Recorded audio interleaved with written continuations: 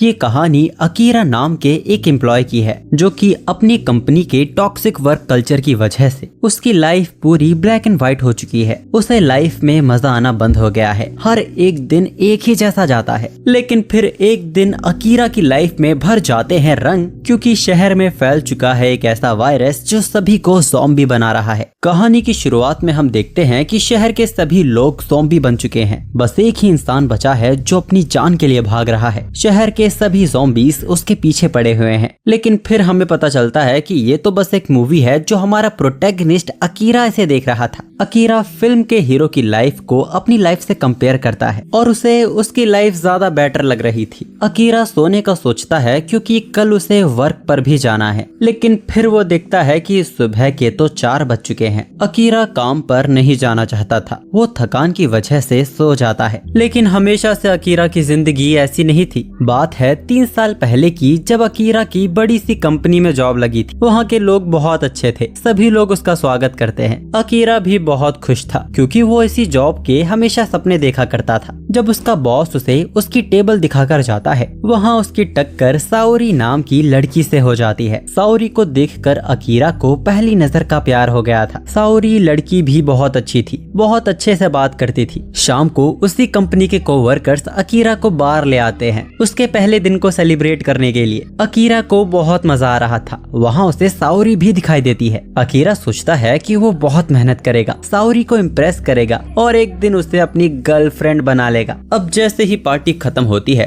Akira ये देख के चौंक जाता है कि सभी लोग अपने घर जाने की बजाय वापस कंपनी जा रहे हैं। इन सभी को इतना काम दिया गया था कि इन सभी को ओवर टाइम करना पड़ता है। जॉब के पहले दिन ही अकीरा को पूरी रात काम करना पड़ा था। यही नहीं, अकीरा को उस कंपनी में लगातार 2 दिन तक काम करना पड़ा। तीसरे दिन आधी रात जब वो घर जा पाता है, उस रात भी वो कुछ घंटे ही सो पाता है और सुबह हो जाती है। अकीरा अभी और सोना चाहता था। उसकी नींद पूरी नहीं हुई है, लेकिन फिर भी वो उठ जाता है। अपने आप को मोटिवेट करता है। ये करियर उसने खुद चुना था। वो पूरी मेहनत से काम करेगा। एक नई एनर्जी के साथ वो वापस ऑफिस जाता है। अब हमें अकीरा के ऑफिस के बारे में थोड़ी और बातें पता चलती हैं। अकीरा के ऑफिस में एम्प्लॉइज को कई तरह की छुट्टियां दी जाती हैं, पर आज तक कभी भी किसी एम्प्लॉय को छुट्टियां लेते हुए देखा नहीं है। यहाँ पे कई बार वर्कर्स को फ्री में ओवर टाइम भी करना पड़ जाता है। इन लोगों को खाने पीने तक का टाइम नहीं मिलता। कुछ लोग तो ऑफिस में ही सो जाते हैं और कई बार तो ये पूरा दिन एनर्जी ड्रिंक पीकर ही बिता देते हैं। इनका मैनेजर भी बहुत खड़ूस है। बात बात पर सभी को डांट लगाता रहता है। ऐसे ही अकीरा इस कंपनी में 1 साल निकाल देता है। अब तो अकीरा को नहाने धोने तक का भी पता नहीं चलता। आज एक एम्प्लॉय ने काम छोड़ दिया था तो मैनेजर उसका काम भी अकीरा को ही दे देता है। हम अकीरा के मैनेजर को बड़बड़ाते हुए देखते हैं कि अकीरा किसी भी काम का नहीं है। उसे कोई काम ठीक से नहीं आता। अब अकीरा के मन में ऐसे ख्याल आने लगे थे कि एक मिसाइल आके गिर जाए और सब कुछ तबाह हो जाए। तभी साओरी अकीरा के लिए लंच लेकर आती है, क्योंकि आज भी वो लंच टाइम में काम ही कर रहा था। सच पूछो तो अकीरा अब तक इस कंपनी में साओरी की वजह से ही टिका हुआ है। लेकिन उसी दिन अकीरा को पता चलता है कि साओरी तो उनके बॉस की टाइम पास है। मतलब कि उनका बॉस साओरी को ऑफिस में बुलाकर उसका फायदा उठाता है। उस रात अकीरा अपने आप से सवाल करता है कि वो अब तक इस कंपनी में क्यों टिका हुआ है, क्योंकि अकीरा को दूसरी जॉब ढूंढने का टाइम ही नहीं मिलता। और फिर तब उसके साथ क्या होगा जब दूसरी कंपनी उसकी कंपनी से भी बुरी हुई तो। इस वक्त तक अकीरा अंदर से खोखला हो चुका था। उसके जिंदगी के सारे रंग उड़ चुके थे। अकीरा को कहीं मर जाने का दिल करता है। अकीरा की जिंदगी झंड हो चुकी थी। वो दिन भर कोल्ड ड्रिंक और कप नूडल्स ही खाता रहता है, क्योंकि बाहर का अच्छा खाने का कभी उसे टाइम ही नहीं मिलता। अब कहानी प्रेजेंट में थी। अकीरा वापस से तैयार होकर कंपनी के लिए जाने लगता है। जाते हुए वो अपने गेट पर देखता है कि उसे बिल्डिंग के ओनर को पार्किंग रेंट देना है। अकीरा पार्किंग रेंट देने के लिए मैनेजर के अपार्टमेंट जाता है, लेकिन वहाँ वो देखता है कि उसका मैनेजर एक लड़की को जंगलियों की तरह खा रहा था। उसका मैनेजर एक ज़ॉम्बी बन चुका था। शुरू में तो अकीरा को कुछ समझ नहीं आता, लेकिन जैसे ही वो उस पे हमला करने आता है, अकीरा वहाँ से भागने लगता है। बाहर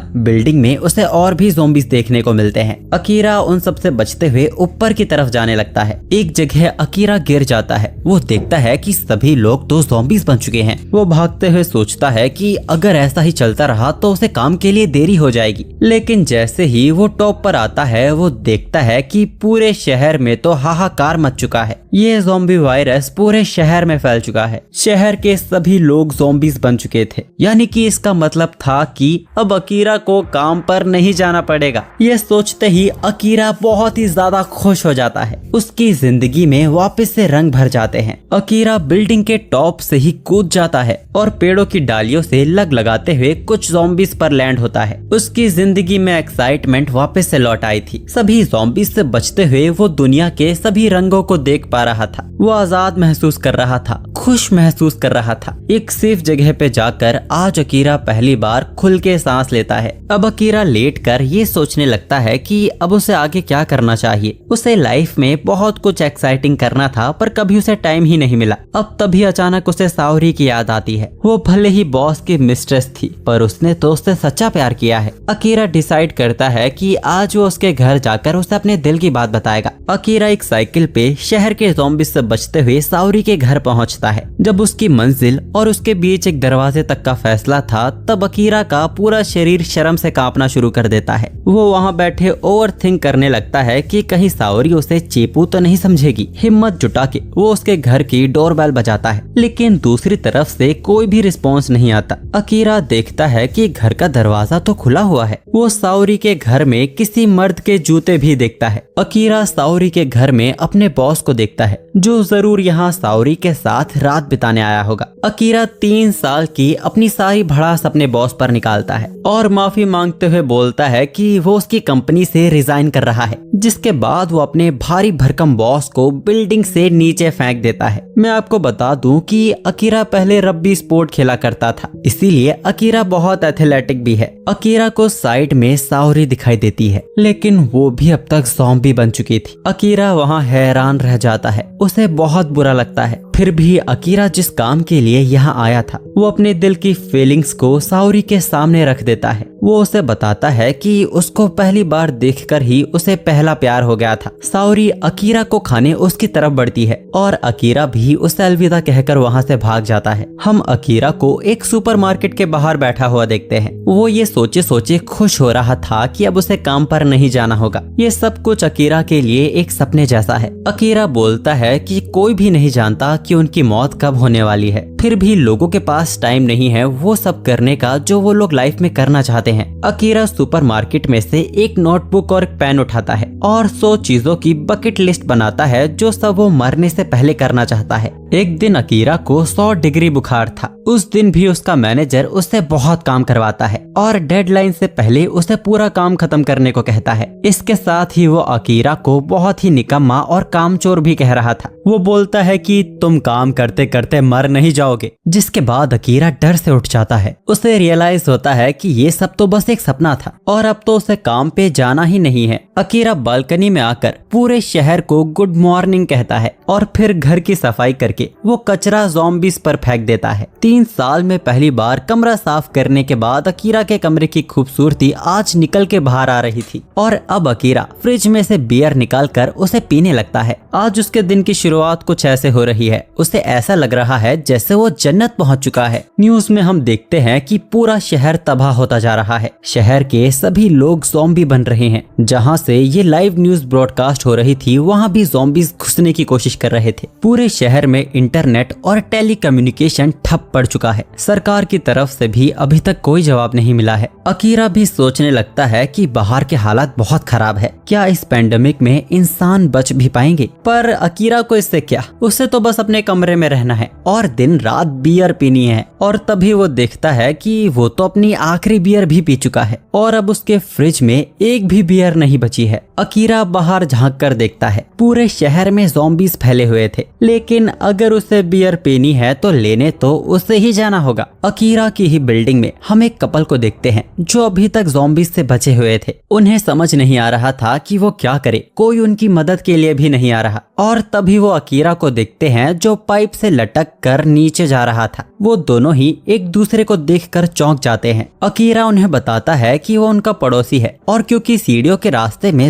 ज़ॉम्बीज भरे हुए हैं, इसीलिए वो ऐसे पाइप पे लटका हुआ है। वो आदमी अकीरा को जल्दी से अंदर आने को कहता है, पर अकीरा उन्हें बताता है कि वो तो नीचे जा रहा है, उसे मार्केट से कुछ सामान जो लेकर आना था। वो उनसे भी उनके लिए सामान लाने के लिए पूछता है, जिस पर कोसाका की वाइफ उससे कुछ टॉयलेट पेपर लाने को कहती है। जिसके बाद अकीरा अपनी साइकिल पर बैठकर निकल पड़ता है। वो देखता है कि आज तो शहर में ज़ॉम्बीज की तादाद और भी बढ़ गई है, लेकिन अकीरा के हिसाब से तो बियर के बिना जिंदगी बिताने से तो अच्छा ज़ॉम्बीज ही उसे खा ले। कुछ ही देर में अकीरा एक सुपरमार्केट पहुंच जाता है। वहां हम एक और साइकिल को देखते हैं जिस पर कैमरा लगा हुआ था। अकीरा बियर बियर चिल्लाते हुए अंदर घुस जाता है और अचानक ही चुप हो जाता है, क्योंकि अंदर एक खूबसूरत लड़की थी। वो भी एक सर्वाइवर है जो उसी की तरह जरूरी सामान लेने आई थी। अकीरा उस लड़की से बात करने की कोशिश करता है, लेकिन वो लड़की उसे भाव ही नहीं देती और अपना सामान उठाने के बाद वहाँ से जाने लगती है। अकीरा उसे रोक कर कहता है कि हमें एक दूसरे के नंबर एक्सचेंज कर लेने चाहिए। अब वो लड़की अकीरा से बोलती है कि वो उस जैसे के साथ टीम अप नहीं कर सकती जो सिर्फ बियर पीने के लिए अपनी लाइफ को रिस्क में डालता है। उसी वक्त अकीरा देखता है कि कुछ ज़ॉम्बीज उस लड़की की तरफ बढ़ रहे हैं। उस लड़की को बचाने के लिए अकीरा खुद ज़ॉम्बीज के सामने आ जाता है और तभी वो लड़की अकीरा के कॉलर को पकड़कर उसे पीछे फेंक देती है। जिसके बाद हम देखते हैं कि स्टोर में ट्रक घुस आता है और सारे ज़ॉम्बीज उसके नीचे कुचले जाते हैं। ट्रक इस स्टोर की तरफ आ रहा है, ये सब उस लड़की ने अपने कैमरे में ही देख लिया था। अब वो लड़की यहाँ से चली जाती है। अकीरा बाहर आकर देखता है कि उसकी साइकिल तो ट्रक की वजह से कुचली जा चुकी है। इस ट्रक का ड्राइवर भी ज़ॉम्बी बन चुका था, इसीलिए ये ट्रक आउट ऑफ कंट्रोल होके स्टोर में घुस आता है। अकीरा सोचता है कि वो कितनी खूबसूरत लड़की थी, क्या वो दोनों फिर कभी मिल पाएंगे। अब तभी वहाँ ज़ॉम्बीज आने लगते हैं। अकीरा भागना शुरू करता है। रास्ते में उसे एक स्कूटी दिखाई देती है जिसमें चाबी लगी हुई थी। अकीरा स्कूटी भगाते हुए अपने घर की तरफ जाने लगता है। अकीरा सोचता है कि स्कूटी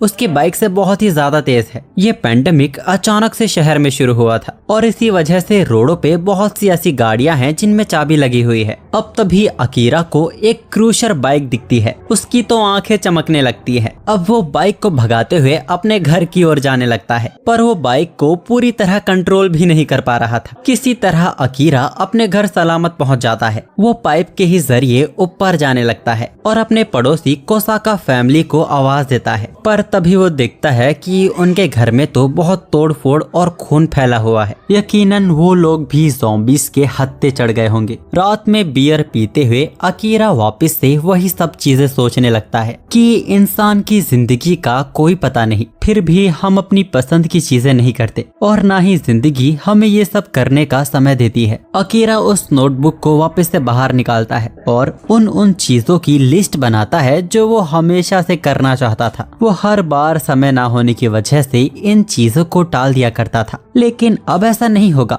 भले ही ये सब करने में उसे ज़ॉम्बीज ही क्यों ना खा ले। करीब 30 चीजें लिखने के बाद अकीरा को अपने पेरेंट्स की याद आती है और वो उस नोटबुक में अगली चीज यही लिखता है कि उसे अपने गांव वापस जाना है और लिस्ट में वो अगली चीज लिखता है कि उसे अपने सपनों की रानी से मिलना है। जिसके बाद अकीरा नोटबुक को बंद करके सो जाता है। अब सीन चेंज होता है और हम उसी लड़की को देखते हैं जो बिल्कुल 6 बजते ही उठ जाती है और उसके बाद ट्रेडमिल पे रनिंग करने लगती है। उसका पूरा ध्यान इमरजेंसी ब्रॉडकास्ट और शहर में क्या हो रहा है इस पर भी था। 1 घंटा रनिंग करने के बाद वो अपने विटामिन की गोली लेती है और उसके बाद हेल्प के लिए किसी से कम्युनिकेट करने की कोशिश करती है, लेकिन इसका कोई फायदा नहीं होता। इतना तो हम समझ गए थे कि शहर में इंटरनेट वापस आ गया है। अब इसके बाद वो भी अकीरा की तरह एक लिस्ट बनाती है। लिस्ट में वो लिखती है कि जितना हो सके खाना और पानी सिक्योर करके रखना है, अपने आप को फिट रखने के लिए रोज एक्सरसाइज करनी है और शुगर जितना हो सके उतना कम खाना है। वो ये सब इसीलिए करती है ताकि वो इस पैंडेमिक में सरवाइव कर सके। वो बहुत सारी ज़ॉम्बीज मूवी भी देखती है जिससे उसे 2 तरह के ज़ॉम्बीज के बारे में पता चलता है। पहले धीरे चलने वाले ज़ॉम्बीज और दूसरे तेज चलने वाले ज़ॉम्बीज, और उनके शहर में तो दोनों तरह के ज़ॉम्बीज मौजूद हैं। लेकिन वो ये भी पता करना चाहती थी कि इनकी पहचान की कैसे जाए। आखिर तेज चलने वाले ज़ॉम्बीज और धीरे चलने वाले ज़ॉम्बीज में फर्क क्या है। हम देखते हैं कि इस लड़की ने हर एक चीज पहले से ही प्लान की हुई थी। वो अपने बाइसिकल में कैमरा लगा के उस स्टोर की तरफ जाती है जहां बहुत कम रिस्क है। पेंडेमिक और ज्यादा फैलने से पहले वो बाहर भी जरूरी सामान को इकट्ठा करने के लिए आई थी। अब जाके हमें पता चलता है कि अभी तो ये कहानी इस लड़की के दिन की शुरुआत के पर्सपेक्टिव से चल रही है, जिसका नाम शिजुका है। शिजुका स्टोर के अंदर से जरूरत का सामान इकट्ठा करने लगती है और तभी उसकी नजर पेस्ट्री पर पड़ती है जो उसे बहुत ही ज्यादा पसंद था, पर क्योंकि उसे शुगर बिल्कुल नहीं खाना है इसीलिए वो अपने आप को रोक लेती है। वो अकीरा को भी अंदर आते हुए अपने फोन से पहले ही देख लेती है, इसीलिए शिजुका अकीरा को यहाँ देख के कुछ रिएक्ट नहीं करती। जब अकीरा उससे बात करने की कोशिश कर रहा था तब शिजुका का ध्यान अपने फोन में था, क्योंकि अकीरा का पीछा करते हुए कई ज़ॉम्बीज यहाँ आ रहे थे। शिजुका यहाँ से निकलने का डिसाइड कर लेती है। शिजुका ये भी सोचती है कि अकीरा कितना ज्यादा बेवकूफ है, क्योंकि वो बहुत ही चिल घूम रहा था। उसे इस बात पर डाउट होने लगता है कि अभी तक अकीरा जिंदा कैसे है। हमें पता चलता है कि शिजुका ने अकीरा की किसी बात को नहीं सुना था। जब अकीरा उसे रोककर उससे उसका नंबर मांग रहा था तब शिजुका ट्रक के हॉर्न को सुन के रुक गई थी। वो अपने डिवाइस से एक ट्रक को उनकी तरफ ही आता हुआ देखती है। इस वक्त बाहर जाना भी खतरनाक था, क्योंकि शोर से उस पे ज़ॉम्बीज का हमला हो सकता है। वो ज़ॉम्बीज को जानबूझ के अंदर आने देती है और अकीरा को बातें भी सुनाती है। जब अकीरा उसे बचाने के लिए उसके सामने आने लगता है तब शिजुका घबरा जाती है और उसे पीछे फेंक देती है, क्योंकि वो ट्रक के सीधा निशाने पे आ रहा था। ये सब करने का आइडिया भी शिजुका को मूवी देखकर ही आया था। अब इसके बाद शिजुका वापस से अपने घर आ जाती है। खाना पीना डाटा उसने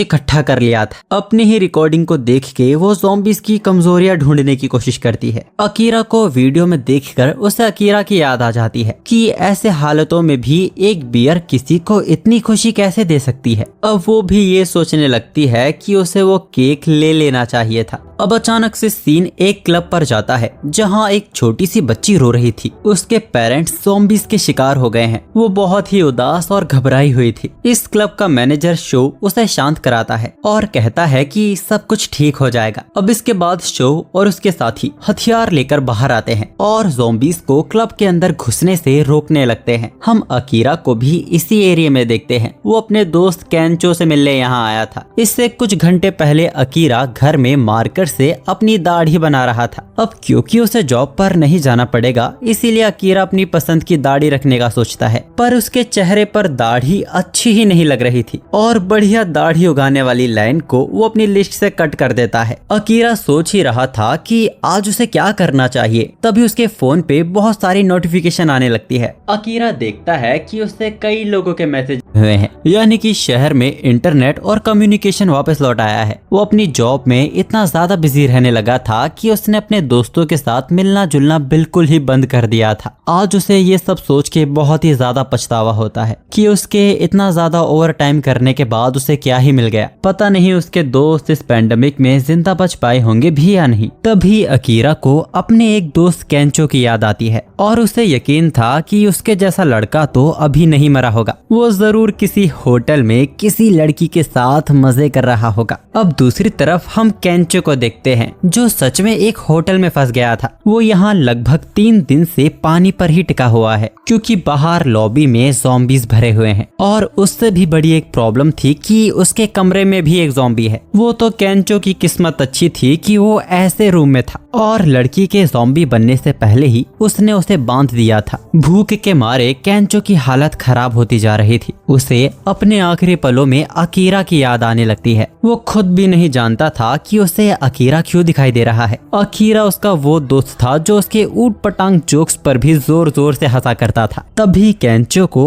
अकीरा का ही कॉल आ जाता है। अकीरा इन दोनों को मिले 1 साल हो चुके थे। कैंचो हैरान था कि इस पेंडेमिक में भी अकीरा इतना खुश कैसे हो सकता है। अकीरा कैंचो से उसका एड्रेस बताने को कहता है। वो उसे लेने आ रहा था। कैंचो कहता है कि ये नामुमकिन है, यहाँ चारों ओर ज़ॉम्बीज फैले हुए हैं। अकीरा को इससे कोई फर्क नहीं पड़ता था। वो कैंचो को लेने निकल पड़ता है। अकीरा और कैंचो कॉलेज बडीज थे और उन्होंने 4 साल एक साथ रग्बी भी खेला था। कैंचो कॉलेज में बहुत ही पॉपुलर, फनी और अकीरा का बहुत अच्छा दोस्त था। उनकी आखिरी बार मुलाकात एक बार में 1 साल पहले हुई थी। अकीरा की हालत तो तो उसकी जॉब की वजह से बिल्कुल ही बेकार थी, लेकिन केंचो उसकी अच्छी कम्युनिकेशन स्किल्स की वजह से उसे रियल एस्टेट में काम मिल गया था। वो लाइफ में काफी तरक्की कर रहा था, बड़े बड़े लोगों के साथ उसका उठना बैठना था, यहाँ तक कि वो एक मॉडल को भी डेट कर रहा था। अकीरा की जैसी हालत थी, वो किसी की भी तरक्की सुनने के मूड में नहीं था। केंचो उसे एडवाइस देता है कि उसे अपनी बेकार जॉब को छोड़ देना चाहिए, कोई बेवकूफ ही ऐसी टॉक्सिक कंपनी में काम करता रहेगा। अकीरा इरिटेट हो जाता है और केंचो पर ही भड़क जाता है। अब कहानी वापस से प्रेजेंट में आती है। हम उसी क्लब के लीडर को देखते हैं जो कि अब अकेला बचा है और सभी ज़ॉम्बीज़ ने उसे घेर लिया है। उसे समझ आ गया था कि यही उसका अंत होने वाला है। ज़ॉम्बीज़ उसकी तरफ उसे मारने बढ़ रहे थे, तभी अचानक पास में कहीं शोर होने लगता है। हम देखते हैं कि कार के हॉर्न को किसी ने रब्बी बॉल से बांध दिया है। हम देखते हैं कि सभी ज़ॉम्बीज़ उसी शोर की तरफ जा रहे थे, यहाँ तक कि केंचो जिस होटल में है वहाँ के ज़ॉम्बीज़ भी उसी शोर की तरफ जा रहे थे। ये बड़ा कांड अकीरा ने किया था। कार को सभी ज़ॉम्बीज़ के द्वारा घेरे जाने की वजह से कार ब्लास्ट कर जाती है। केंचो भी रूम से बाहर निकल जाता है। अचानक उसे आवाज सुनाई देती है। उसे लगा कि ज़ॉम्बीज़ वापस आ गए हैं। वो बहुत ही घबरा रहा था और तभी अकीरा उसे पीछे से धप्पा कर देता है। केंचो को यकीन नहीं होता कि अकीरा उसे बचाने सच में आ गया था। अब अकीरा वहाँ रोना शुरू कर देता है और कहता है कि वो सही था, उसे केंचो की बात मान के उस जॉब को छोड़ देना चाहिए था। वो उससे माफी मांगता है कि उसकी एडवाइस को मानने की बजाय वो उससे ही जलने लगा था। अब केंचो भी अकीरा को कुछ बताने वाला था, लेकिन अकीरा के वहाँ चिल्लाने की वजह से ज़ॉम्बीज़ वापस आ गए थे।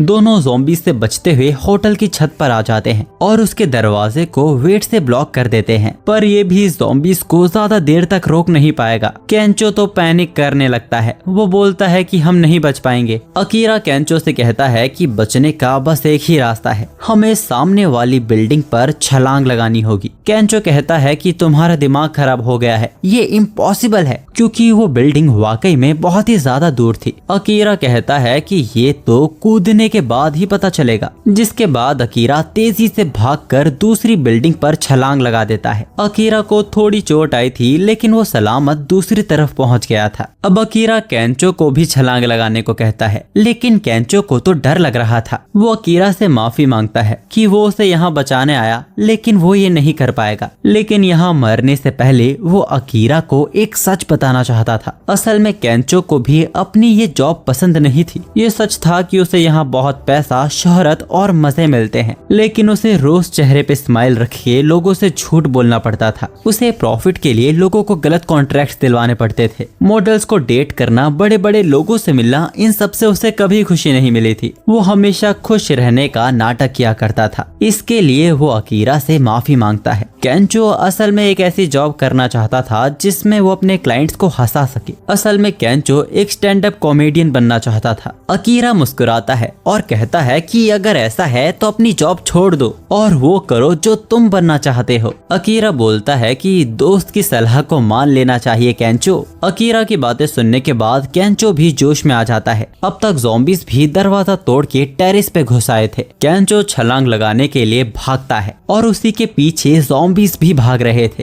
केंचो पूरी ताकत से छलांग लगाता है और बीच में ही अपने पूरे कपड़े उतार देता है। केंचो की इस बचकानी हरकत को देखकर अकीरा पेट पकड़कर हंसने लगा था, लेकिन मालिक एक प्रॉब्लम हो गई थी। केंचो दूसरी तरफ तक पहुंच ही नहीं पाता और उस बिल्डिंग से ही लटक जाता है। केंचो के हाथ फिसलने लगे थे। वो सोचने लगता है कि क्या उसकी मौत सच में ऐसी होने वाली है, क्या वो सिर से पैर तक नंगा मरने वाला है। जैसे ही केंचो का हाथ छूटता है, अकीरा उसके हाथ को पकड़ लेता है और केंचो को वापस ऊपर खींच लेता है, लेकिन इसमें बेचारे केंचो के अखरोट घिस गए थे। ये लोग इसी बिल्डिंग की छत पर डेरा डाल लेते हैं और बियर पीते हुए पार्टी करने लगते हैं। अकीरा भी वहाँ केंचो की तरह नंगा हो गया था। उन दोनों ने तो जैसे छत पर ही अपना नया घर बना लिया था। अगले दिन हम अकीरा को ज़ॉम्बी गेम खेलते हुए देखते हैं और केंचो वहाँ खाना बना रहा था। घर पर कैंपिंग करना भी अकीरा के लिस्ट में था। अब अकीरा केंचो का बनाया खाना खाने बैठता है और उसे वो बहुत ही ज्यादा टेस्टी लगता है। अकीरा केंचो से कहता है कि वो सब कुछ कर लेता है, इसीलिए वो बहुत ही ज्यादा पॉपुलर है। इस पर केंचो कहता है कि खाना बनाना तो सभी को आना ही चाहिए। वो अकीरा से बोलता है कि शायद इसी वजह से वो अभी तक सिंगल है। इस पर अकीरा बहुत ही ज्यादा ज्यादा गुस्सा हो जाता है और कहता है कि वो आज ही लड़की पटाएगा। लेकिन अगर झांक के नीचे देखा तो उन्हें एक जिंदा इंसान भी मुश्किल से मिलेगा, तो अकीरा अपने लिए लड़की कहां से ढूंढेगा। इसके बाद केंचो अकीरा की बकेट लिस्ट पढ़ना शुरू कर देता है। उसमें अकीरा ने ये भी लिखा हुआ था कि उसे एक एयर होस्टेस के साथ डिनर करना है। ये तो केंचो को बिल्कुल ही नामुमकिन लगता है और अभी तक अकीरा ने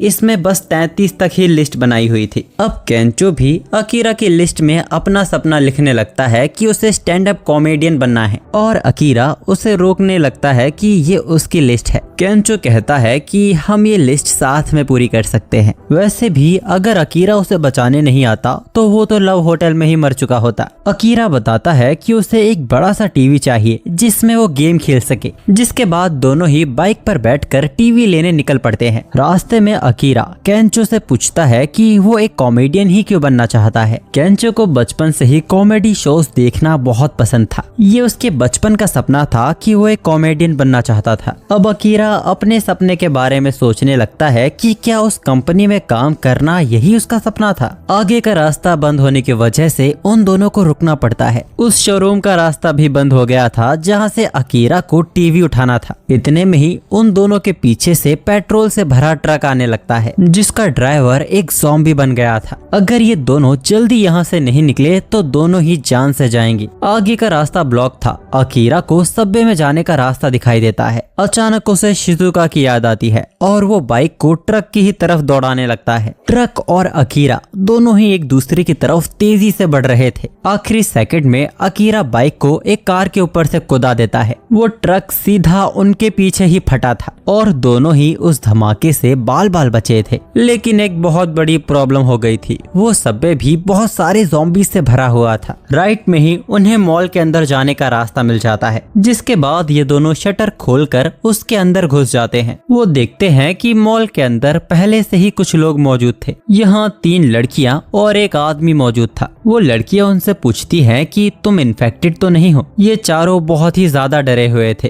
क्योंकि मॉल के चारों तरफ ज़ॉम्बीज फैले हुए हैं। पर क्योंकि ये लोग एक स्टोर के अंदर थे तो यहाँ खाने पीने की कोई कमी नहीं होने वाली है। अपने आप को शांत करने के लिए एक लड़की शराब पीने लगती है और बाकी सब भी अपने लिए कुछ खाने के लिए ले आए थे। जब ये लोग एक साथ बैठकर खा रहे थे तब दोनों को रियलाइज होता है कि ये भी तो उनकी लिस्ट में था, लड़कियों के साथ बैठकर डिनर करना। अब लड़कियों से इंटरेक्ट करने के लिए केंचो उनसे बात करने की कोशिश करता है। वो उन्हें अकीरा और उसकी कॉलेज लाइफ के बारे में बताने लगता है। अब बातों के बीच उन्हें पता चलता है कि ये तीनों लड़कियां तो एयर हॉस्टेज हैं, यानी कि उनका एक और सपना पूरा हो रहा था। इन लड़कियों के नाम थे रिका, माकी और युकारी। अब अकीरा इनमें से एक लड़की को पटाना चाहता था क्योंकि इसके बाद क्या पता कि उसे कोई जिंदा लड़की से मिलने का मौका मिले भी या ना मिले। पर अकीरा यहाँ पूरी तरह ब्लैंक हो जाता है कि उसे बात की शुरुआत कैसे करनी चाहिए। स्कूल टाइम में वो स्पोर्ट्स में बिजी था और उसके बाद जॉब में बिजी हो गया। अकीरा किसी तरह हिम्मत करके युकारी के बगल में बैठ जाता है और उससे सीधा यही पूछ लेता है कि क्या उसका कोई बॉयफ्रेंड है। ऐसे टाइम पर ऐसा सवाल सुनकर युकारी को बिल्कुल भी अच्छा नहीं लगता। अकीरा की सांसें फूलने लगती है। उससे खुद पे शर्म आ रही थी। वो केंचो से मदद मांगने की कोशिश करता है लेकिन केंचो तो अपना अलग सेट हो गया था और वहाँ केंचो ने माकी को इम्प्रेस भी कर लिया था। ये देखकर अकीरा की आंखों में आंसू आ जाते हैं। वो सोचने लगता है कि काश वो भी केंचो की तरह हैंडसम होता, लेकिन अकीरा भी हार नहीं मान रहा था। आज उसे किसी न किसी को पटाना ही था। सभी को वहाँ इम्प्रेस करने के लिए अकीरा शराब की एक पूरी बोतल गटकने लगता है। केंचो भी अपने कपड़े उतार कर वहाँ डांस करने लगता है, लेकिन पूरी बोतल गटकने से अकीरा की हालत खराब हो जाती है और वो बाथरूम में जाकर वहाँ उल्टियाँ करने लगता है। अकीरा फेल हो गया था पर वो अपने दोस्त के लिए खुश था कि कम से कम उसे तो लड़की मिल गई। तभी युकारी वहाँ आकर अकीरा की पीठ सहलाने लगती है। उसे यहाँ देखकर अकीरा की उम्मीदें वापस से जाग जाती हैं। इधर केंचो भी माकी को किसी कमरे में लेके जा रहा था। वहाँ बस रिका रीका और वो आदमी ही अकेला बचा था। हम देखते हैं कि ये आदमी तो एक ज़ॉम्बी से इन्फेक्टेड है और अब उस इन्फेक्शन का उस पे असर होने लगा था। वो आदमी एक ज़ॉम्बी में बदल जाता है। रीका कुछ समझ पाती वो आदमी उसे काट लेता है। ये चीख केंचो को भी सुनाई देती है, लेकिन माकी को तो अभी अनदर राउंड चाहिए था। इधर युकारी अकीरा को बताती है कि उसे उसकी चिंता हो रही थी, इसीलिए वो यहाँ उसे देखने आ गई। अकीरा तो इसे प्यार समझने लगा था, लेकिन फिर उसे पता चलता है कि युकारी का तो एक बॉयफ्रेंड है। वो कांटेक्ट नहीं कर पा रहे हैं, लेकिन उसे यकीन है कि वो जिंदा होगा।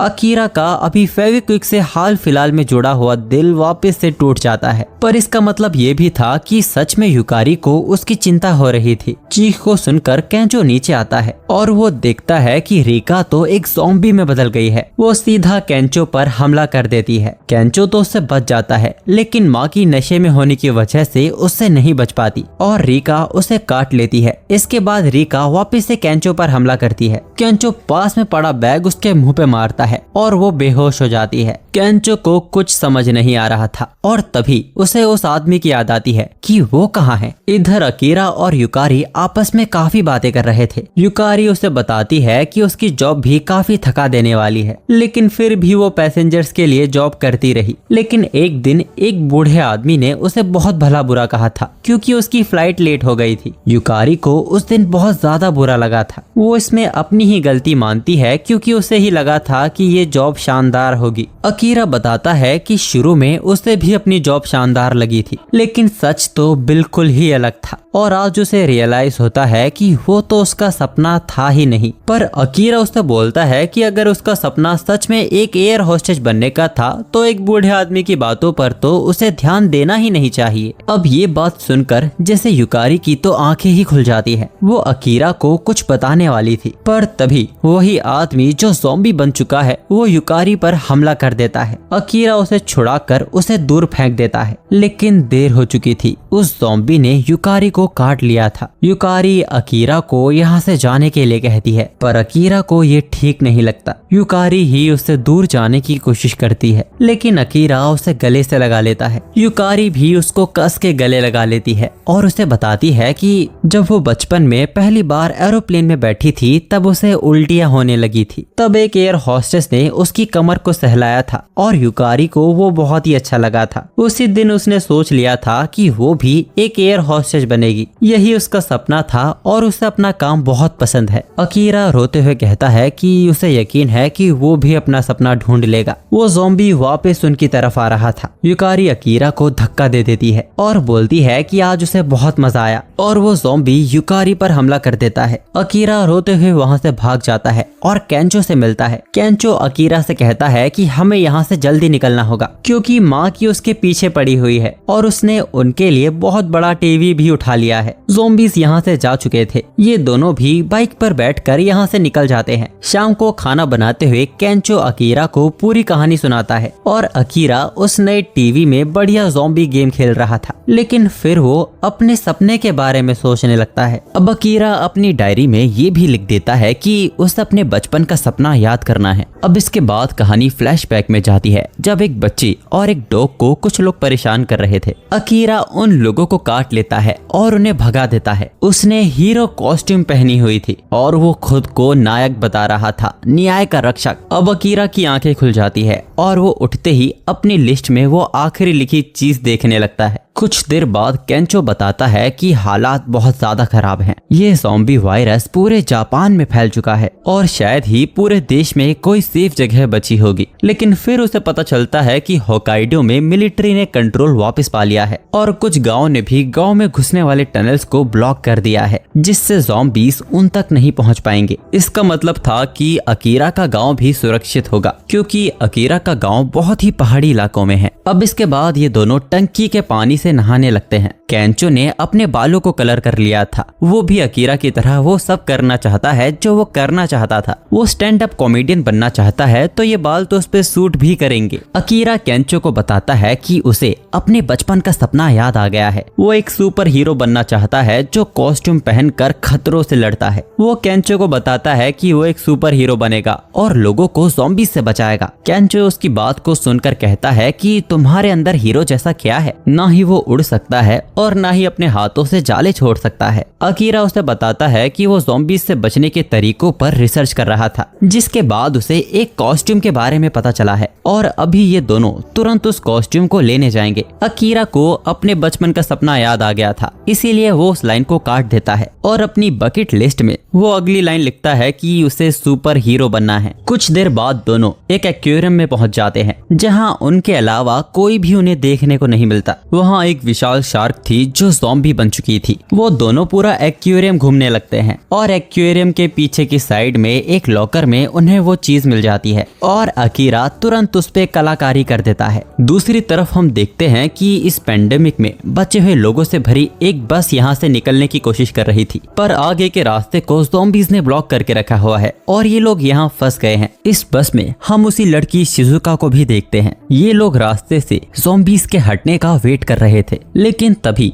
बस में बैठा एक आदमी ज़ॉम्बी बन जाता है और उन लोगों पे हमला कर देता है। अब इन लोगों को मजबूरन बस से निकलकर भागना पड़ता है। बहुत सारे लोग इसमें ज़ॉम्बीज का शिकार हो जाते हैं। एक छोटी सी बच्ची भागते हुए एक्वेरियम की तरफ ही आ रही थी। उसके पीछे 4 एथलेटिक ज़ॉम्बीज पड़े हुए थे। अब वो लड़की भागते हुए गिर जाती है और एक ज़ॉम्बी उस पे हमला कर देता है, पर तभी अकीरा वहां आ जाता है और उस ज़ॉम्बी को टक्कर मारकर दूर फेंक देता है। अकीरा सुपर हीरो की तरह पोज मारते हुए डायलॉग्स मारने लगता है। ये सूट असल में शार्क सूट है और इसको इस तरह से बनाया जाता है कि डाइविंग के दौरान शार्क्स के हमले से भी बचा जा सके। इसको शार्क और क्रोकोडाइल के टैंक्स को साफ करते वक्त पहना जाता है। इसको टाइटेनियम और स्टील से बनाया गया है, यानी कि जब तक अकीरा ने ये सूट पहना हुआ है उसे तो ना ज़ॉम्बी काट पाएगा ना तो शार्क। अकीरा अब सभी को एक्वेरियम के अंदर जाने के लिए कहता है। इन लोगों में वो उसी लड़की शिजुका को भी देख लेता है और सोचने लगता है कि हमारी किस्मत में ही एक दूसरे से मिलना लिखा हुआ है। और वहीं शिजुका सोच रही थी कि क्या ये कॉस्प्ले है, और तभी अकीरा पर एक ज़ॉम्बी हमला कर देता है। अकीरा सोचता है कि यही उसका मौका है शिजुका को इम्प्रेस करने का, और तभी वो ज़ॉम्बी उसकी टांगों पर काट लेता है। अकीरा की तो दर्द से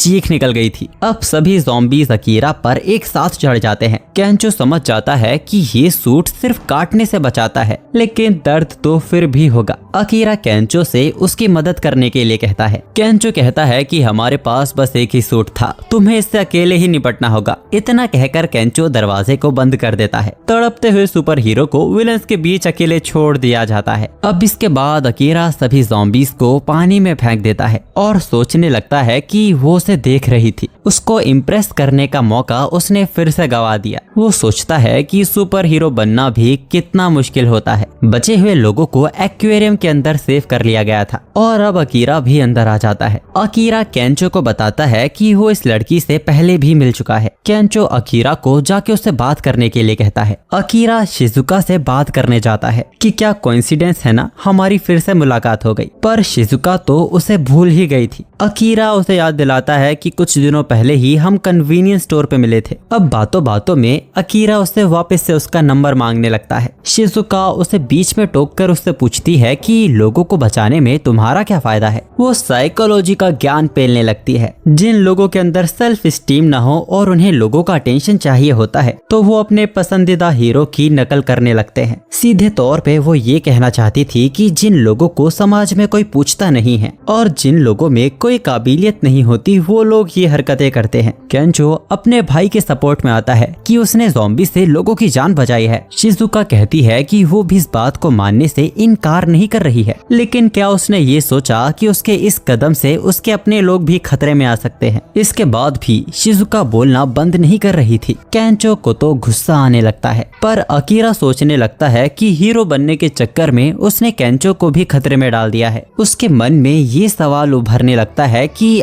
आखिर असली हीरो होता क्या है। आखिर में शिजुका कहती है कि अगर तुम अभी तक खतरों को नहीं समझ पाते हो तो तुम मेरी जिंदगी भी खतरे में डाल दोगे। इतना बोलकर वो उसे फिर से नंबर देने से मना कर देती है। अब तभी अचानक पूरी बिल्डिंग में कोई हलचल होती है। उस शोर को सुन के अकीरा और केंचो देखने जाते हैं। वो लोग देखते हैं कि वो ज़ॉम्बी शार्क टैंक से बाहर आ गई है और जिन इंसानों और ज़ॉम्बीज को उसने खाया था उनके पैर उसके शरीर के साथ फ्यूज हो गए हैं, जिससे वो अब जमीन पर भी चल पा रही है। सभी लोग शार्क से जान बचाकर भागने लगते हैं, पर अकीरा वहाँ खड़ा होकर सोचने लगता है कि इस सिचुएशन में एक हीरो क्या करता, और वो भी उनके साथ भागना शुरू कर देता है। ये सभी लोग भागते हुए ऊपर वाले फ्लोर पर जाते हैं, पर वहाँ भी ज़ॉम्बीज भरे हुए थे। वो शार्क वहाँ भी आ जाती है और ज़ॉम्बीज पर भी हमला करने लगती है। शिजुका को वहाँ एक दूसरा एग्जिट भी दिखाई देता है। वो सभी को उस तरफ जाने के लिए कहती है, पर वही लड़की जिसको अकीरा ने शुरू में बचाया था, वो लड़की पैनिक करने लगती है और शिजुका को ही धक्का देकर अंदर चली जाती है। जब अकीरा को पता चलता है कि शिजुका बाहर ही रह गई है, वो उसे बचाने के लिए तुरंत चला जाता है। दूसरी तरफ शिजुका सोच रही थी कि उसे इसीलिए लोगों का साथ पसंद नहीं। वो शार्क शिजुका को खाने ही वाली थी कि तभी वहाँ अकीरा चिमनी से निकलकर पहुंच जाता है और उस शार्क को पकड़कर उसे दूर ढकेल देता है। शिजुका को समझ नहीं आ रहा था कि अकीरा उसे बचाने के लिए अपनी जान क्यों जोखिम में डाल रहा है। अकीरा कहता है कि उसे कोई रीजन देने की जरूरत नहीं है, वो बस हीरो बनकर सबको बचाना चाहता है। शिजुका सोचती है कि अपने मन का काम करने के लिए क्या इतना बड़ा रिस्क लेना सही है। अब शिजुका खड़ी हो जाती है और अकीरा से प्लान पूछती है। अकीरा के पास कोई प्लान नहीं था, वो तो ऐसे ही शार्क के ऊपर कूद पड़ा था। अब वो दोनों ही शार्क से बचकर भागने लगते हैं। शिजुका के पास एक प्लान था,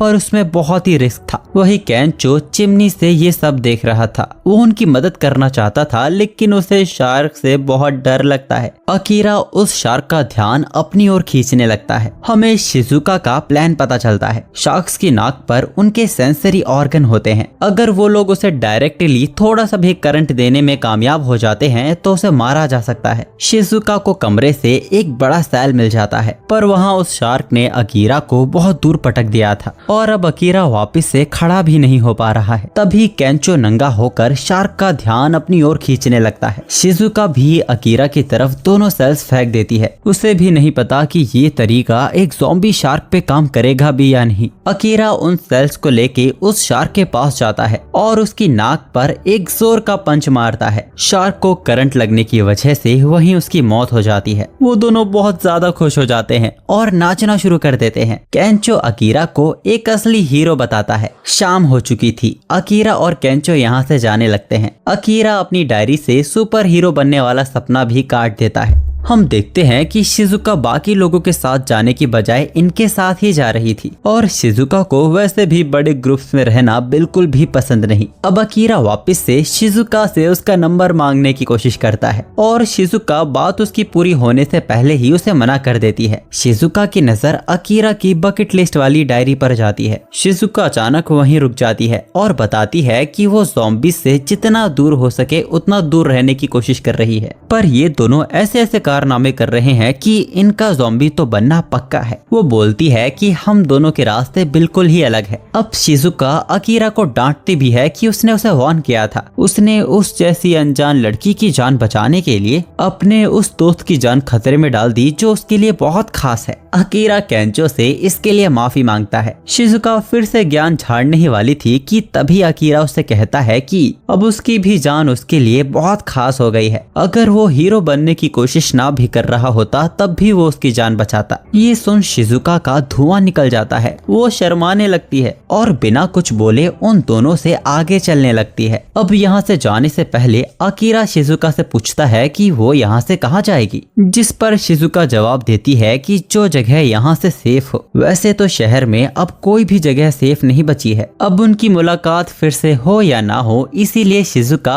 अकीरा को अपना कॉन्टैक्ट नंबर दे देती है। अकीरा की खुशी का कोई ठिकाना नहीं था। अब इसके बाद ये लोग अपने अपने रास्ते अलग अलग हो जाते हैं। केंचो उससे पूछता है कि अब आगे क्या करना है। अकीरा कहता है कि उसे शहर आए 7 साल हो चुके हैं। उसने बहुत मौज मस्तियाँ की। केंचो से उसकी मुलाकात कॉलेज में हुई। इसके बाद यहाँ आकर वो अपनी कंपनी का गुलाम बन गया। उसका इस बड़े शहर से मन भर गया है और वो वापस गांव जाना चाहता है। वो दोनों यहाँ से अकीरा के गांव गुनमा के लिए निकल पड़ते हैं। रास्ते में वो दोनों एक महंगी ज्वेलरी ज्वेलरी शॉप में रुक जाते हैं। वहाँ पे करोड़ों रुपयों की वॉच देख के उनकी आंखें चौंध जाती हैं। वो लोग उन्हें पहन के फोटोज खिंचाने लगते हैं और अकीरा सोना पहनने वाली लाइन को भी अपनी लिस्ट से कट कर देता है। रात में वो लोग देखते हैं कि पानी का टैंक खत्म हो गया है। शहर से बिजली भी कट हो चुकी है क्योंकि पावर स्टेशन चलाने वाले लोग ही नहीं बचे होंगे। उनके मोबाइल तो चार्ज थे लेकिन बिना इंटरनेट के वो किसी काम के नहीं। ज़ॉम्बीज़ की तादाद भी बढ़ती जा रही है। उनका यहाँ रहना और भी रिस्की हो रहा है। अपनी मौज मस्ती छोड़कर इन्हें सीरियसली इस बारे में सोचना चाहिए। खाने पीने का इंतजाम करना अब मुश्किल हो जाएगा। अकीरा सोचने लगता है कि क्या उन्हें खेती करना शुरू कर लेना चाहिए। क्या इस पेंडेमिक में उनकी रामेन शॉप चल पाएगी? लेकिन उनकी चाउमीन खरीदेगा कौन? अब तभी उनकी नजर खुले आसमान पर पड़ती है जो सितारों से जगमगा रहा था। अब क्योंकि शहर में लाइट और पोल्यूशन नहीं है तो यह आसमान इतना साफ दिखाई दे रहा था।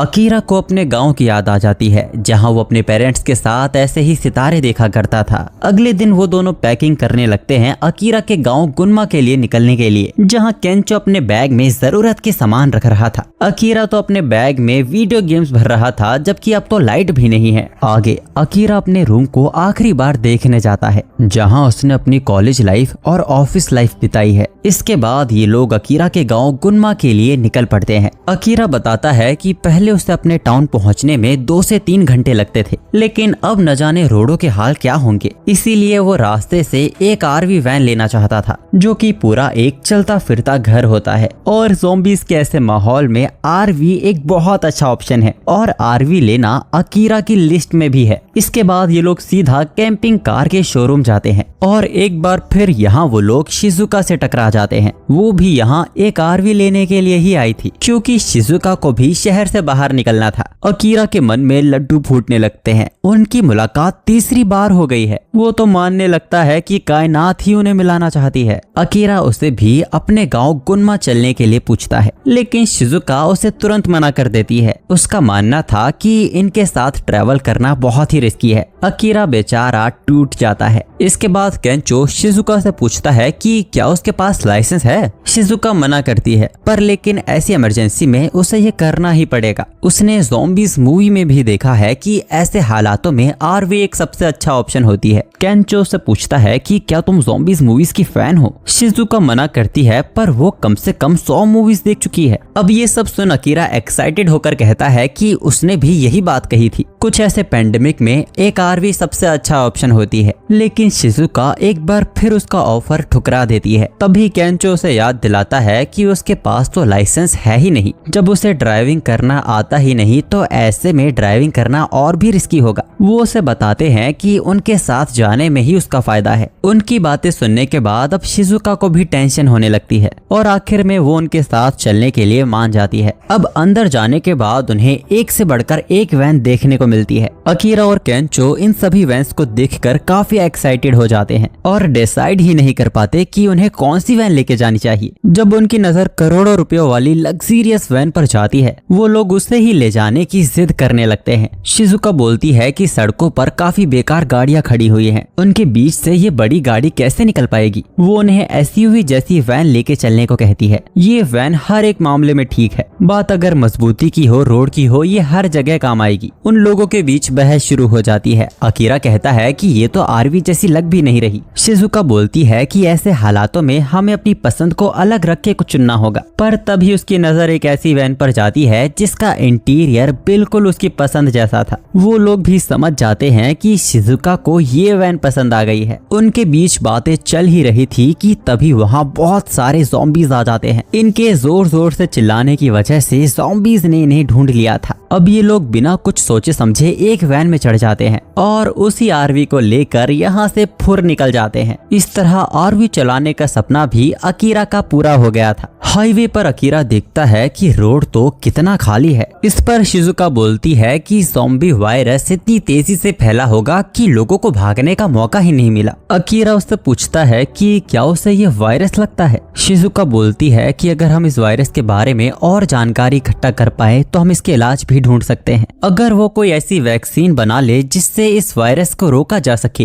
तो इंसानियत को अभी भी बचाया जा सकता है। अकीरा बोलता है कि दुनिया में कहीं ना कहीं कुछ ऐसे लोग होंगे जो इस पे रिसर्च कर रहे होंगे और इस वायरस को रोकने की कोशिश कर रहे होंगे। शिजुका बोलती है कि हम जैसों से इसका कोई वास्ता नहीं जो मुश्किल से अपने आप को जिंदा रख पा रहे हैं। सफर करते हुए शाम हो चुकी थी। अब अकीरा का गांव ज्यादा दूर नहीं बचा था। अकीरा को भूख लग रही थी। वो कहीं खाने का इंतजाम करने को कहता है। केंजो भी कहता है कि अंधेरा होने वाला है, हमें कहीं कैंप कर लेना चाहिए। तभी अचानक शिजुका को रास्ते में कीलों का जाल दिखता है। पंचर होने की वजह से वो लोग कंट्रोल खो देते हैं और केंचो का तो एक्सीडेंट ही हो जाता है। अकीरा तुरंत केंचो के पास जाता है। उसे काफी चोट आ गई थी। उनको कुछ समझ पाता अचानक कुछ लोग आकर उनका रास्ता ब्लॉक कर देते हैं। अकीरा हैरान हो जाता है ये देखकर कि इस ग्रुप का लीडर तो उसके ऑफिस का चीफ कोसुगी था। अकीरा को अपने ऑफिस के वो डरावने दिन वापस से याद आने लगते हैं। अकीरा को वापस से डर लगने लगता है। उसके आगे तो उसकी आवाज भी नहीं निकल रही थी। कोसुगी उससे कहता है कि वो उसे जिंदा देखकर खुश हुआ। वो इन पंचर हो चुके टायर्स के साथ आगे नहीं जा पाएंगे। कोसुगी कहता है कि वो उसकी मदद करेगा। उसके पास एक्स्ट्रा टायर हैं और उसके दोस्त की मरहम पट्टी के लिए मेडिकल इक्विपमेंट्स भी हैं। कोसुगी अकीरा से कहता है कि वो खुश नसीब है क्योंकि उनके पास खाना भी है। अपने चीफ का इतना बड़ा दिल देख अकीरा खुश हो ही गया था कि तभी कोसुगी बोलता है कि इसके बदले में अकीरा को उसके लिए वापस से काम करना होगा। शिजुका इनके चाल को समझ जाती है। ये लोग पहले तो जाल बिछाकर दूसरों की गाड़ी पंचर कर उन्हें घायल कर देते हैं और फिर उनकी मजबूरी का फायदा उठा के उनसे काम करवाते हैं। कोसुगी बोलता है कि भलाई का तो जमाना ही नहीं है। अब इस दुनिया में कोई कायदे कानून नहीं है। हम तो ये ट्रैप्स इसीलिए बिछाते हैं ताकि हम अपने लोगों को लुटेरों और गुंडों से बचा पाएं। कोसुगी बोलता है कि फैसला तुरंत लेना होगा, तुम्हारे पास ज्यादा वक्त नहीं है। अभी जो शोर हुआ इसकी वजह से ज़ॉम्बीज़ इसी तरफ आ रहे थे। वो अकीरा से बोलता है कि उसे बस उसके लिए 2 दिन तक ही काम करना है। अकीरा बहुत ही ज्यादा घबरा रहा था।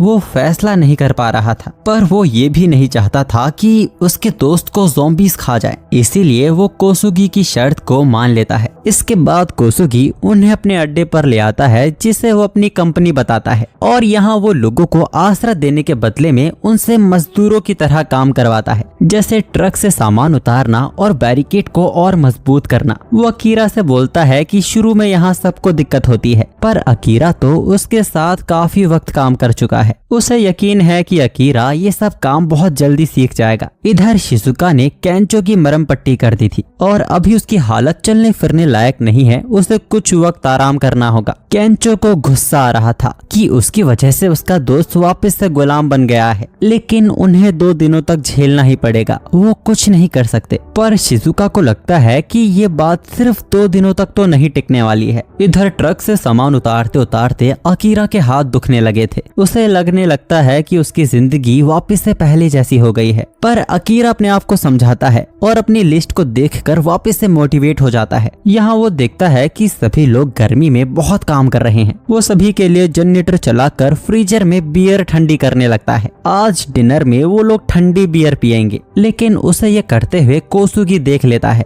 और अकीरा को बहुत डांटने लगता है कि उससे बिना पूछे वो कोई भी काम कैसे कर रहा है। कोसुगी को सामने देखकर वो घबराने लगता है। उसकी सांसें फूलने लगी थी। वो अकीरा को आखिरी वार्निंग देता है कि बिजली खर्च ना करे, लेकिन तभी कोसुगी के गैंग के लोग यहाँ आ जाते हैं और ठंडी बियर देखकर बहुत खुश हो जाते हैं, क्योंकि कोसुगी उन्हें हमेशा गर्म बियर ही पिलाता था। उनके सामने कोसुगी पलट जाता है और कहता है कि उसने ही अकीरा से कहा था कि बियर ठंडी कर दे। आज रात वो लोग अकीरा और उसके दोस्तों के लिए वेलकम पार्टी रखेंगे और सभी लोगों की मेहनत के बदले वो उन्हें ये इनाम दे रहा है। ये सुन के वो लोग खुश हो जाते हैं और कहते हैं कि हमने उसे ज्वाइन करके अच्छा किया।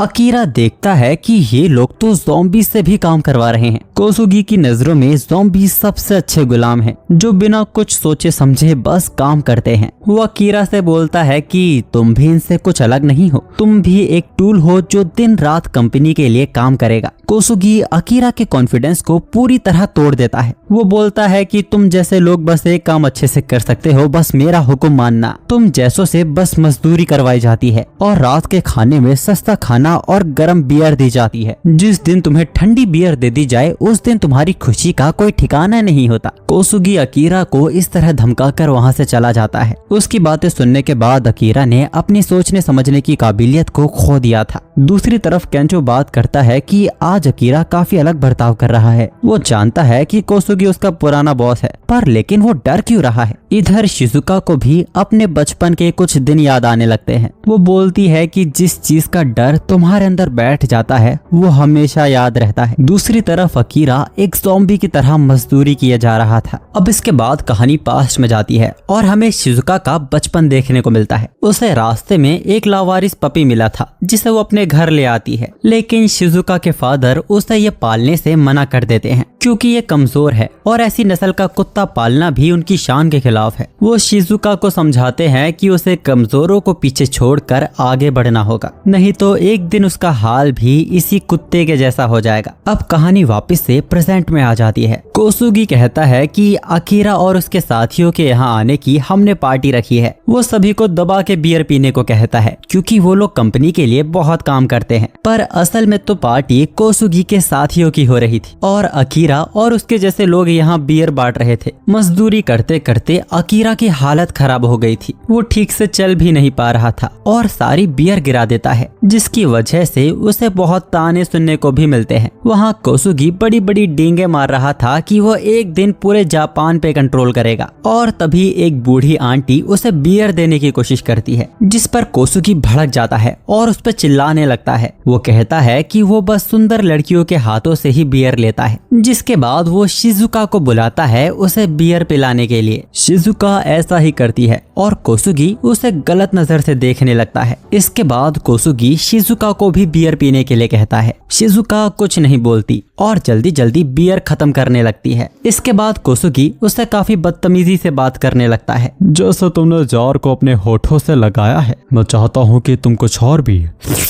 अपने होठों से लगाओ। शिजुका उसे तब भी कुछ नहीं कहती और उसकी बातों को अनसुना करने लगती है। इसके बाद कोसुगी अकीरा पे चिल्लाकर उसे बियर लाने को कहता है। अकीरा घबराहट में उसे खाली बोतल ही पकड़ा देता है, जिसके बाद वो उस पे इतना गुस्सा हो जाता है कि अकीरा पे चिल्लाने लगता है और अकीरा उससे बार बार माफी मांगे जा रहा था। शिजुका मन में बोलती है कि जब वो छोटी थी उसे तब से ही ऑर्डर दिए जा रहे हैं। जब उसने बोलना और चलना भी नहीं सीखा था तब से उसके फादर उसे ऑर्डर्स देते आ रहे हैं। उसके फादर ने जवानी में ही एक बहुत बड़ा एम्पायर खड़ा कर दिया था। बहुत से बड़े बड़े बिजनेसमैन भी उनसे डरते थे और वो अपनी बेटी शिजुका से भी ऐसा ही परफेक्शन चाहते थे। हमें पता चलता है कि शिजुका अपने फादर से छुपाकर उस पपी को पालने लगी थी। उसने उसको रू नाम दिया था, लेकिन वो खाना नहीं खा रहा था। जिसके बाद वो एनिमल्स पर बहुत किताबें पढ़ती है और उसका बहुत ख्याल रखती है। जिसके बाद वो ठीक हो जाता है। उसको बिल्कुल ठीक देख शिजुका भी बहुत खुश हो जाती है। इसके बाद शिजुका अपने फादर को बताती है कि वो डॉक्टर बनना चाहती है। इसके लिए उसके फादर साफ मना कर देते हैं क्योंकि उन पे केस होने का डर होता है और उनकी ज्यादा कमाई भी नहीं होती और शिजुका ऐसा कोई भी काम नहीं करेगी जिसमें उसे किसी और के लिए काम करना हो। वो शिजुका की कोई बात नहीं सुनता और वो ये भी बताता है कि जो शिजुका ने कुत्ता छिपा के रखा हुआ था उसने ह्यूमन सोसाइटी को बुलवाकर उसे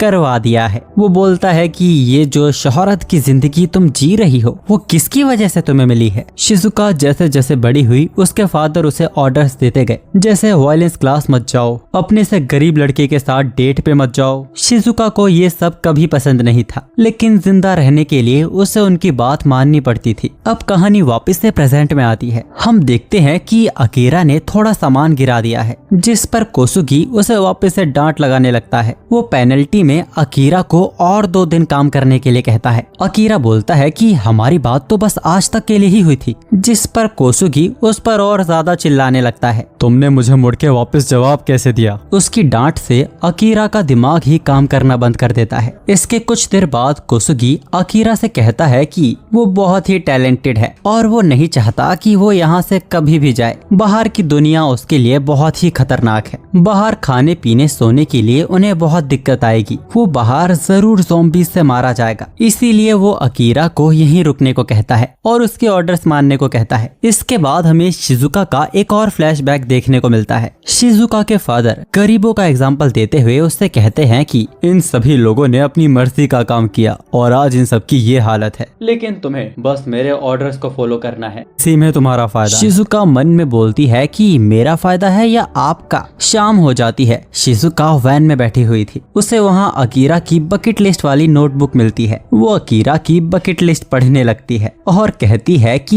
ये कितना अजीब लड़का है। जिसके बाद वो भी उस नोटबुक में कुछ लिख देती है। अगले दिन सुबह सुबह कोसुगी के आदमी सुपरमार्केट खाना लेने आए थे, लेकिन गलती से एक ज़ॉम्बी भी उस ट्रक में आ जाता है। अब क्योंकि उन लोगों के 2 दिन पूरे हो चुके हैं, इसीलिए शिजुका उनसे कहती है कि अब वो लोग यहाँ से जा रहे हैं। लेकिन तभी अकीरा शिजुका और केंचो से कहता है कि और वो यहीं रुककर कोसुगी के लिए काम करना चाहता है। वो बोलता है कि बाहर बहुत खतरा है, उसके जैसा लूजर बाहर सरवाइव नहीं कर पाएगा। केंचो उसे समझाने की कोशिश करता है कि तुम्हें क्या हो गया है। कोसुगी भी बोलता है कि तुम खुद देख सकते हो, अकीरा यहाँ काम करना चाहता है। शिजुका बोलती है कि अगर ऐसा है तो हम जा रहे हैं और वो केंचो को यहाँ से चलने के लिए कहती है। केंचो शिजुका को भी रोकने की कोशिश करता है। अकीरा बोलता है कि चीफ ने उन पे बहुत एहसान किए हैं, उन्हें चुकाने के लिए उसे यहाँ काम करना होगा। अब ये सुन शिजुका गुस्सा हो जाती है और बोलती है कि मेरा इन सब से कोई मतलब नहीं, लेकिन मुझे लग रहा है कि अब हमारी मुलाकात फिर से नहीं होगी। इसीलिए वो केंचो को एक आखिरी बात बताती है। उसका चीफ बस उसे बुरा फील करवा के अपना फायदा निकलवाना चाहता है, जिसके लिए वो उसकी आजादी, उसके सपने, उसकी सेल्फ रिस्पेक्ट सब छीन लेगा। वो खुद को ताकतवर दिखाने के लिए दूसरों को नीचा दिखाना जानता है। अब तक वो भी अकीरा जैसी थी, वो भी दूसरों के रूल्स और ऑर्डर्स को फॉलो करती थी, लेकिन अब उसकी आंखें खुल गई हैं और अब वो किसी का बस अपने ऊपर नहीं चलने देगी। वो बोलती है कि भले ही बाहर खतरा है, लेकिन अभी वो इस कमीनी से दूर जाना चाहती है और वो बिल्कुल ऐसा ही करने वाली है। शिजुका की ये सब बातें उसके आदमी भी सुन रहे थे। शिजुका अकीरा को उसकी डायरी देते हुए पूछती है कि वो सच में क्या करना चाहता है। अकीरा उस डायरी में देखता है कि शिजुका ने एक और लाइन लिखी है कि अपने बॉस को बताना कि वो कितना बड़ा हरामी है। कोसुगी उस डायरी को छीनकर उस पे लात मारने वाला था। अकीरा को वो सब पल याद आने लगते हैं जो उसने पेंडेमिक आने के बाद जिए हैं। अकीरा कोसुगी को अपनी बकेट लिस्ट पर लात मारने नहीं देता और बिना डरे कोसुगी से कहता है कि उसे यहाँ से जाना है और इसके बाद वो उसकी भद्दी सी शक्ल फिर कभी नहीं देखना चाहता। कोसुगी गुस्से में कहता है कि यहाँ से बाहर कदम रखते ही तुम लोग ज़ॉम्बी के शिकार बन जाओगे। अकीरा इस पर कहता है कि ज़ॉम्बी की तरह काम करने से तो बेहतर है। तभी उनका वो सप्लाई ट्रक भी वहाँ आ जाता है। उसका दरवाजा खुलते ही वो ज़ॉम्बी हमला कर देता है। ज़ॉम्बी को यहाँ देख सभी में हड़बड़ मच जाती है। कोसुगी उन्हें शांत होने को कहता है, बस एक ही तो ज़ॉम्बी है। लेकिन उसी ट्रक का ड्राइवर बहुत ही ज्यादा पैनिक करने लगता है और वो दूसरे ट्रक से ठोकर मार देता है जिससे ज़ॉम्बीज बंधे हुए थे। सभी ज़ॉम्बीज आजाद हो गए थे। उन्होंने लोगों को खाना शुरू कर दिया था। अपनी जान बचाने के लिए अकीरा और उसके दोस्त ट्रक पर चढ़ जाते हैं, लेकिन वो दूसरों को नहीं बचा पा रहे थे। अकीरा देखता है कि कोसुगी के पीछे भी ज़ॉम्बीज पड़े हुए हैं। अकीरा उस खाने के ट्रक को देखता है जिसपे वो खड़ा था। उसे एक आइडिया आता है और वो डिलीवरी टीम से हेल्प मांगता है। इधर मोटू भागते भागते थक कर गिर जाता है। वो ज़ॉम्बीज का आज का मील बनने ही वाला था कि तभी अकीरा ज़ॉम्बीज के सामने फूड ट्रक लाके उसे बचा लेता है और उसे भी ट्रक की छत पर लाकर उसे बचा लेता है। केंचो हैरान था कि अकीरा उस हरामी की मदद क्यों कर रहा है। अकीरा अपने सामने किसी को भी ज़ॉम्बीज से मरता नहीं देखना चाहता और ये चीज भी अकीरा की बकेट लिस्ट में है। अब डिलीवरी टीम अपने ट्रक्स को लाके ज़ॉम्बीज को घेर लेती है। अकीरा ने फूड ट्रक का गैस सिलेंडर चालू छोड़ दिया था, जिसके बाद वो वहाँ चिंगारी छोड़कर कोसुगी को लेके वहाँ से कूद जाता है और धमाके में सारे ज़ॉम्बीज मारे जाते हैं। सभी लोग वहाँ अकीरा की तारीफ करने लगते हैं। अकीरा कहता है कि ये सब उसने अकेले नहीं किया है। शिजुका भी उसकी तारीफ में कहती है कि वो हमेशा ही कुछ पागलों जैसी चीजें करता रहता है। अब कोसुगी यहाँ आके कहता है कि उसे अपने वर्कर अकीरा से यही उम्मीद थी। उसने अपने आप को साबित किया है और सभी लोगों को उससे सीखना चाहिए। लेकिन अब कोई भी कोसुगी की बातों बातों में नहीं आ रहा था। वो उसे तानाशाह बोलते हैं और उससे अच्छा लीडर तो वो अकीरा को बताते हैं। बाकी लोग भी यहाँ से जाने लगते हैं और अब वो यहाँ अकेला रह जाता है। यहाँ से निकलने के बाद अकीरा सभी को बताता है कि उसे कुछ भी याद नहीं है। जब भी कोसुगी उसके सामने आता था उसका दिमाग ही काम करना बंद कर देता था। अकीरा इससे ये तो सीख गया है कि जॉब करना उसकी बस की बात नहीं है। इस पे शिजुका कहती है कि इतनी जल्दी मत करो, हर समय नई नई जॉब्स आती रहती है, जैसे ड्रोन पायलट, ई स्पोर्ट प्लेयर, यूट्यूबर, ऐसी जॉब्स आती रहती हैं जिनका पहले कोई नामो निशान ही नहीं था। कल की चिंता मत करो, लाइफ को एंजॉय करो, क्या पता कल यही तुम्हारी जॉब बन जाए। अब काफी ट्रैवल करने के बाद हम इन लोगों को किसी नदी पर योगा करते हुए देखते हैं। अकीरा उन्हें माइंडफुलनेस के बारे में बताता है, यानी कि पास्ट और फ्यूचर की चिंता करना छोड़ देना और प्रेजेंट में जीना। नदी पर योगा करना भी अकीरा की बकेट लिस्ट में था। योगा करने के बाद वो लोग वापस से अकीरा के गांव गुनमा के लिए निकल पड़ते हैं। हमें पता चलता है कि अकीरा ने अपनी लिस्ट में से 15 काम पूरे कर लिए हैं और उसे लग रहा है कि वो अपनी बकेट लिस्ट को एक ही महीने में पूरी कर लेगा। शिजुका उससे कहती है कि लिस्ट पूरी होते ही कहीं तुम अपने आप को ज़ॉम्बीज़ के हवाले तो नहीं करने वाले। केंचो अकीरा से पूछता है कि उसका घर और कितनी दूर है। अकीरा बताता है कि वो लोग 1 घंटे में उसके गांव पहुंच जाएंगे। शिजुका को थोड़ी चिंता हो रही थी कि कहीं उन्हें रास्ते में कोई और मुसीबत ना मिल जाए। वो लोग उसकी बातों पर हंसने लगते हैं। तभी अचानक उन लोगों को रुकना पड़ जाता है। उनके सामने एक ट्रक था जिनको ज़ॉम्बीज़ ने घेरा हुआ था। शायद इसके अंदर कोई सर्वाइवर है। अकीरा वापस से अपना सुपर हीरो सूट पहनने लगता है। It's hero time. अकीरा बाहर निकल के हीरो वाले डायलॉग्स मार ही रहा था। तभी अचानक उस वैन के अंदर से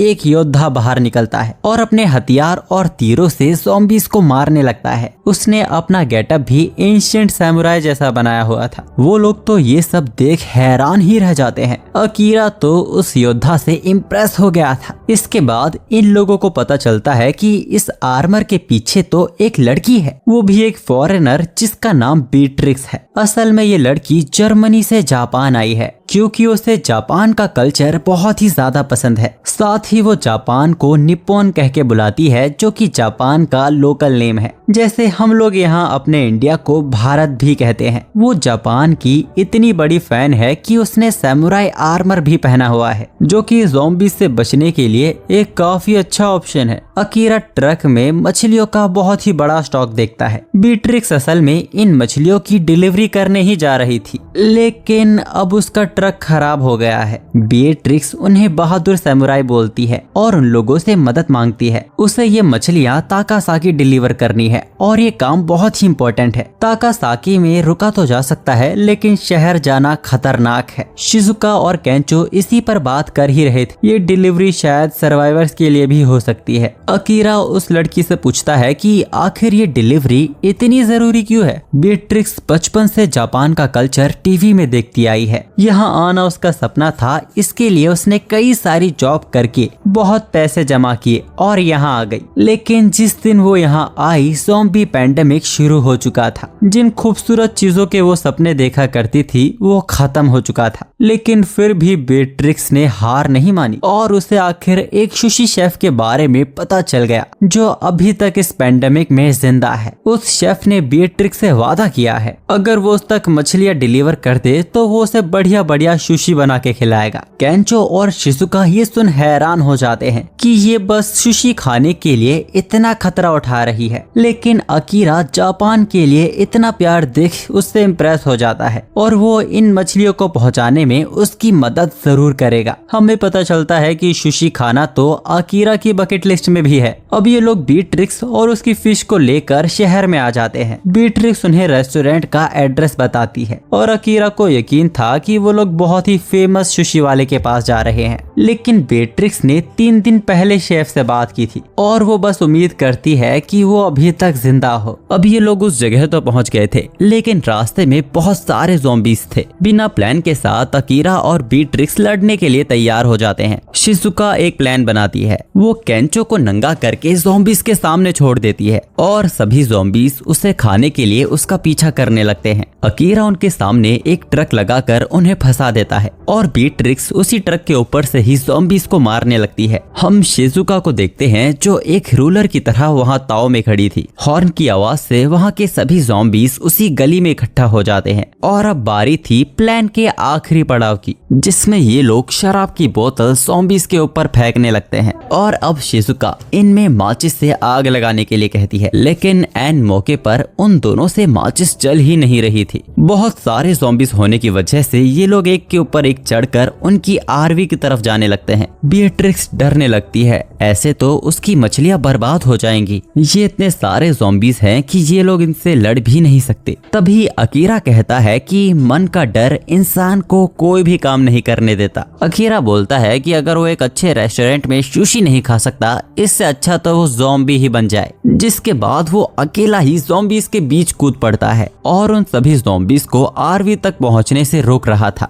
बीट्रिक्स को अपना सपना याद आता है, जिसके बाद वो भी अकीरा की मदद करने ज़ॉम्बीज के बीच कूद जाती है। इन दोनों ने मिलकर बहुत सारे ज़ॉम्बीज को रोक लिया था, पर ज़ॉम्बीज भी बहुत सारे थे, इनका आना रुक ही नहीं रहा था। तभी उन दोनों के ऊपर से एक ड्रोन जाता है जिसके अंदर म्यूजिक बज रहा था। हमें पता चलता है कि ये लोग बीच में एक टॉय शॉप पर भी रुके थे, जहां शिजुका ने ये प्लान बी बनाया था। हम देखते हैं कि इन्होंने पेट्रोल पंप पर भी शोर मचाने वाले खिलौने छोड़े हुए हैं, जिस वजह से सभी ज़ॉम्बीज उसी तरफ खींचे चले जाते हैं। और फिर केंचो आग की बोतल को ही फेंक कर पेट्रोल पंप में आग लगा देता है, जिसकी वजह से शहर के सभी ज़ॉम्बीज जल के मारे जाते हैं। और ये देख अपनी मेहनत पर इन्हें खुशी हो रही थी। जिसके बाद ये लोग उसी रेस्टोरेंट पहुंचते हैं और वहाँ का शेफ उन्हें सुशी बनाकर खिलाता है। वो बताते हैं कि वो 20 साल से सुशी बना रहे हैं और अपने टैलेंट को निखार रहे हैं, और जब दुनिया खत्म होने की कगार पे है, ये लोग तब भी उसकी सुशी खाने आए हैं। इससे खुश होकर वो उन्हें जितना चाहे उतना सुशी खाने को कहता है। बीट्रिक्स अपनी पहली सुशी खाने में नर्वस हो रही थी। बीट्रिक्स अपनी पहली बाइट लेती है और कहती है कि ये तो खट्टा मीठा है, मुझे बहुत पसंद आया। उसकी सुशी खाते ही बीट्रिक्स की आंखों में आंसू आ गए। वो शेफ बताता है कि उसने कभी भी अपने काम से छुट्टी नहीं ली। जब उसकी बेटी की शादी थी वो तब भी काम पर आया, यहाँ तक कि उसके वाइफ के गुजर जाने के बाद भी उसने छुट्टी नहीं ली।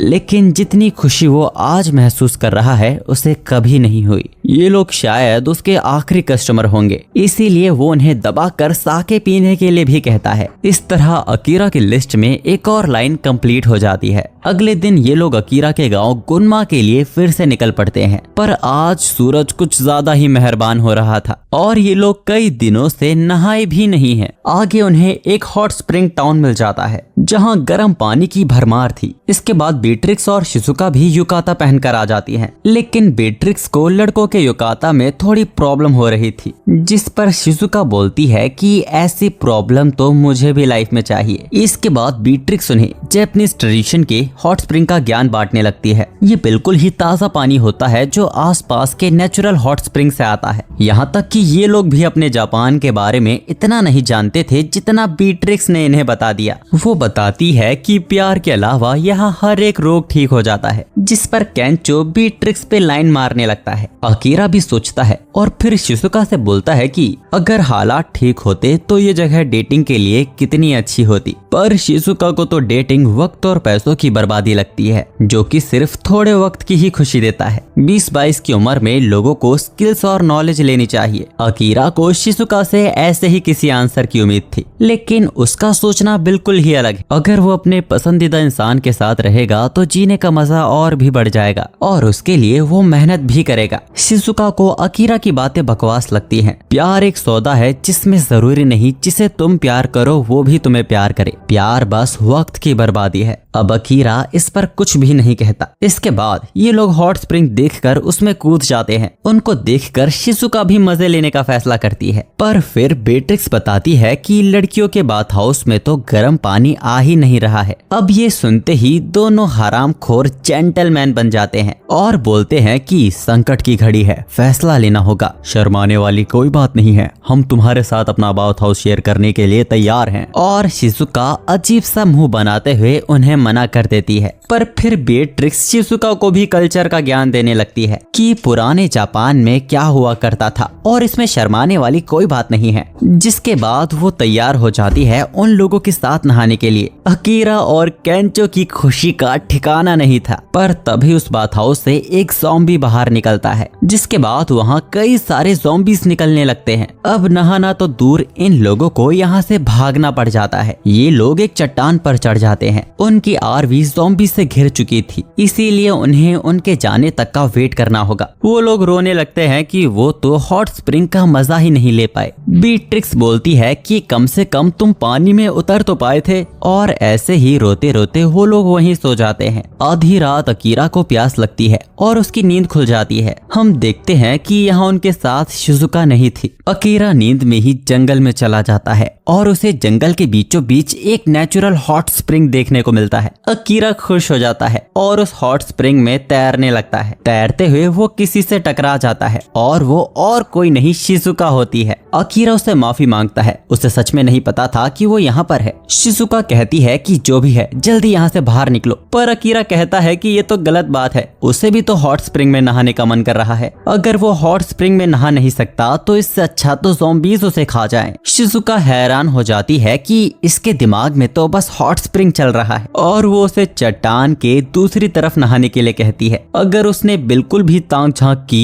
तो वो उसे मार देगी। अब शिजुका उससे माफी भी मांगती है प्यार के बारे में वो सब कहने के लिए। असल में बचपन से ही उसे कंट्रोल किया गया है, हमेशा उसकी सोच को गलत बताया गया है, और इसीलिए वो दूसरों को गलत और अपने आप को सही दिखाने की कोशिश करती रहती है। लेकिन अकीरा ऐसा कुछ भी नहीं सोचता, वो बस वो कहता है जो उसके मन में होता है, और इसीलिए उसे अकीरा से थोड़ी जलन हो गई थी। शिजुका बताती है कि वो प्यार के मामले में नूब है, उसे दिल के टूटने का डर होता है, इसीलिए उसने कहा था कि प्यार से ज्यादा काम इम्पोर्टेंट होता है। अकीरा उसे कहता है कि वैसे तुम अभी काफी खुल के बात कर रही हो, जिस पर शिजुका बोलती है कि वो भी किसी ऐसे से ही प्यार करना चाहती है जिसके साथ वो ऐसे ही खुल के बात कर सके। अब अचानक ही दोनों को रियलाइज होता है। अकीरा का दिल धक धक करने लगता है। शिजुका शर्माते हुए समझाने लगती है कि तुम गलत समझ रहे हो, और तभी बेट्रिक्स और केंचो भी वहां आ जाते हैं। केंचो को उन पे गुस्सा आ रहा था। वो बोलता है कि वो कबाब में हड्डी तो नहीं बनना चाहता, लेकिन ये तुम गलत कर रहे हो। जिसके बाद वो दोनों भी हॉट स्प्रिंग में कूद जाते हैं, और ऐसे ही अकीरा की एक और लिस्ट में से एक और विश पूरी हो जाती है। अब हम अकीरा और उसके फादर की एक छोटी सी बैक स्टोरी देखते हैं। अकीरा के फादर ने कभी उसे शहर जाके पढ़ने या जॉब करने से मना नहीं किया। वो चाहते थे कि अकीरा जितना बड़ा हो सके उतना बड़ा सपना देखे, क्योंकि बिना सपनों के तो इंसान एक मुर्दा होता है। अकीरा मन में सोचा करता था कि सपनों के बारे में आपको क्या पता, आप तो बस गांव के एक छोटे से किसान हो। अब कहानी वापस से प्रेजेंट में आती है।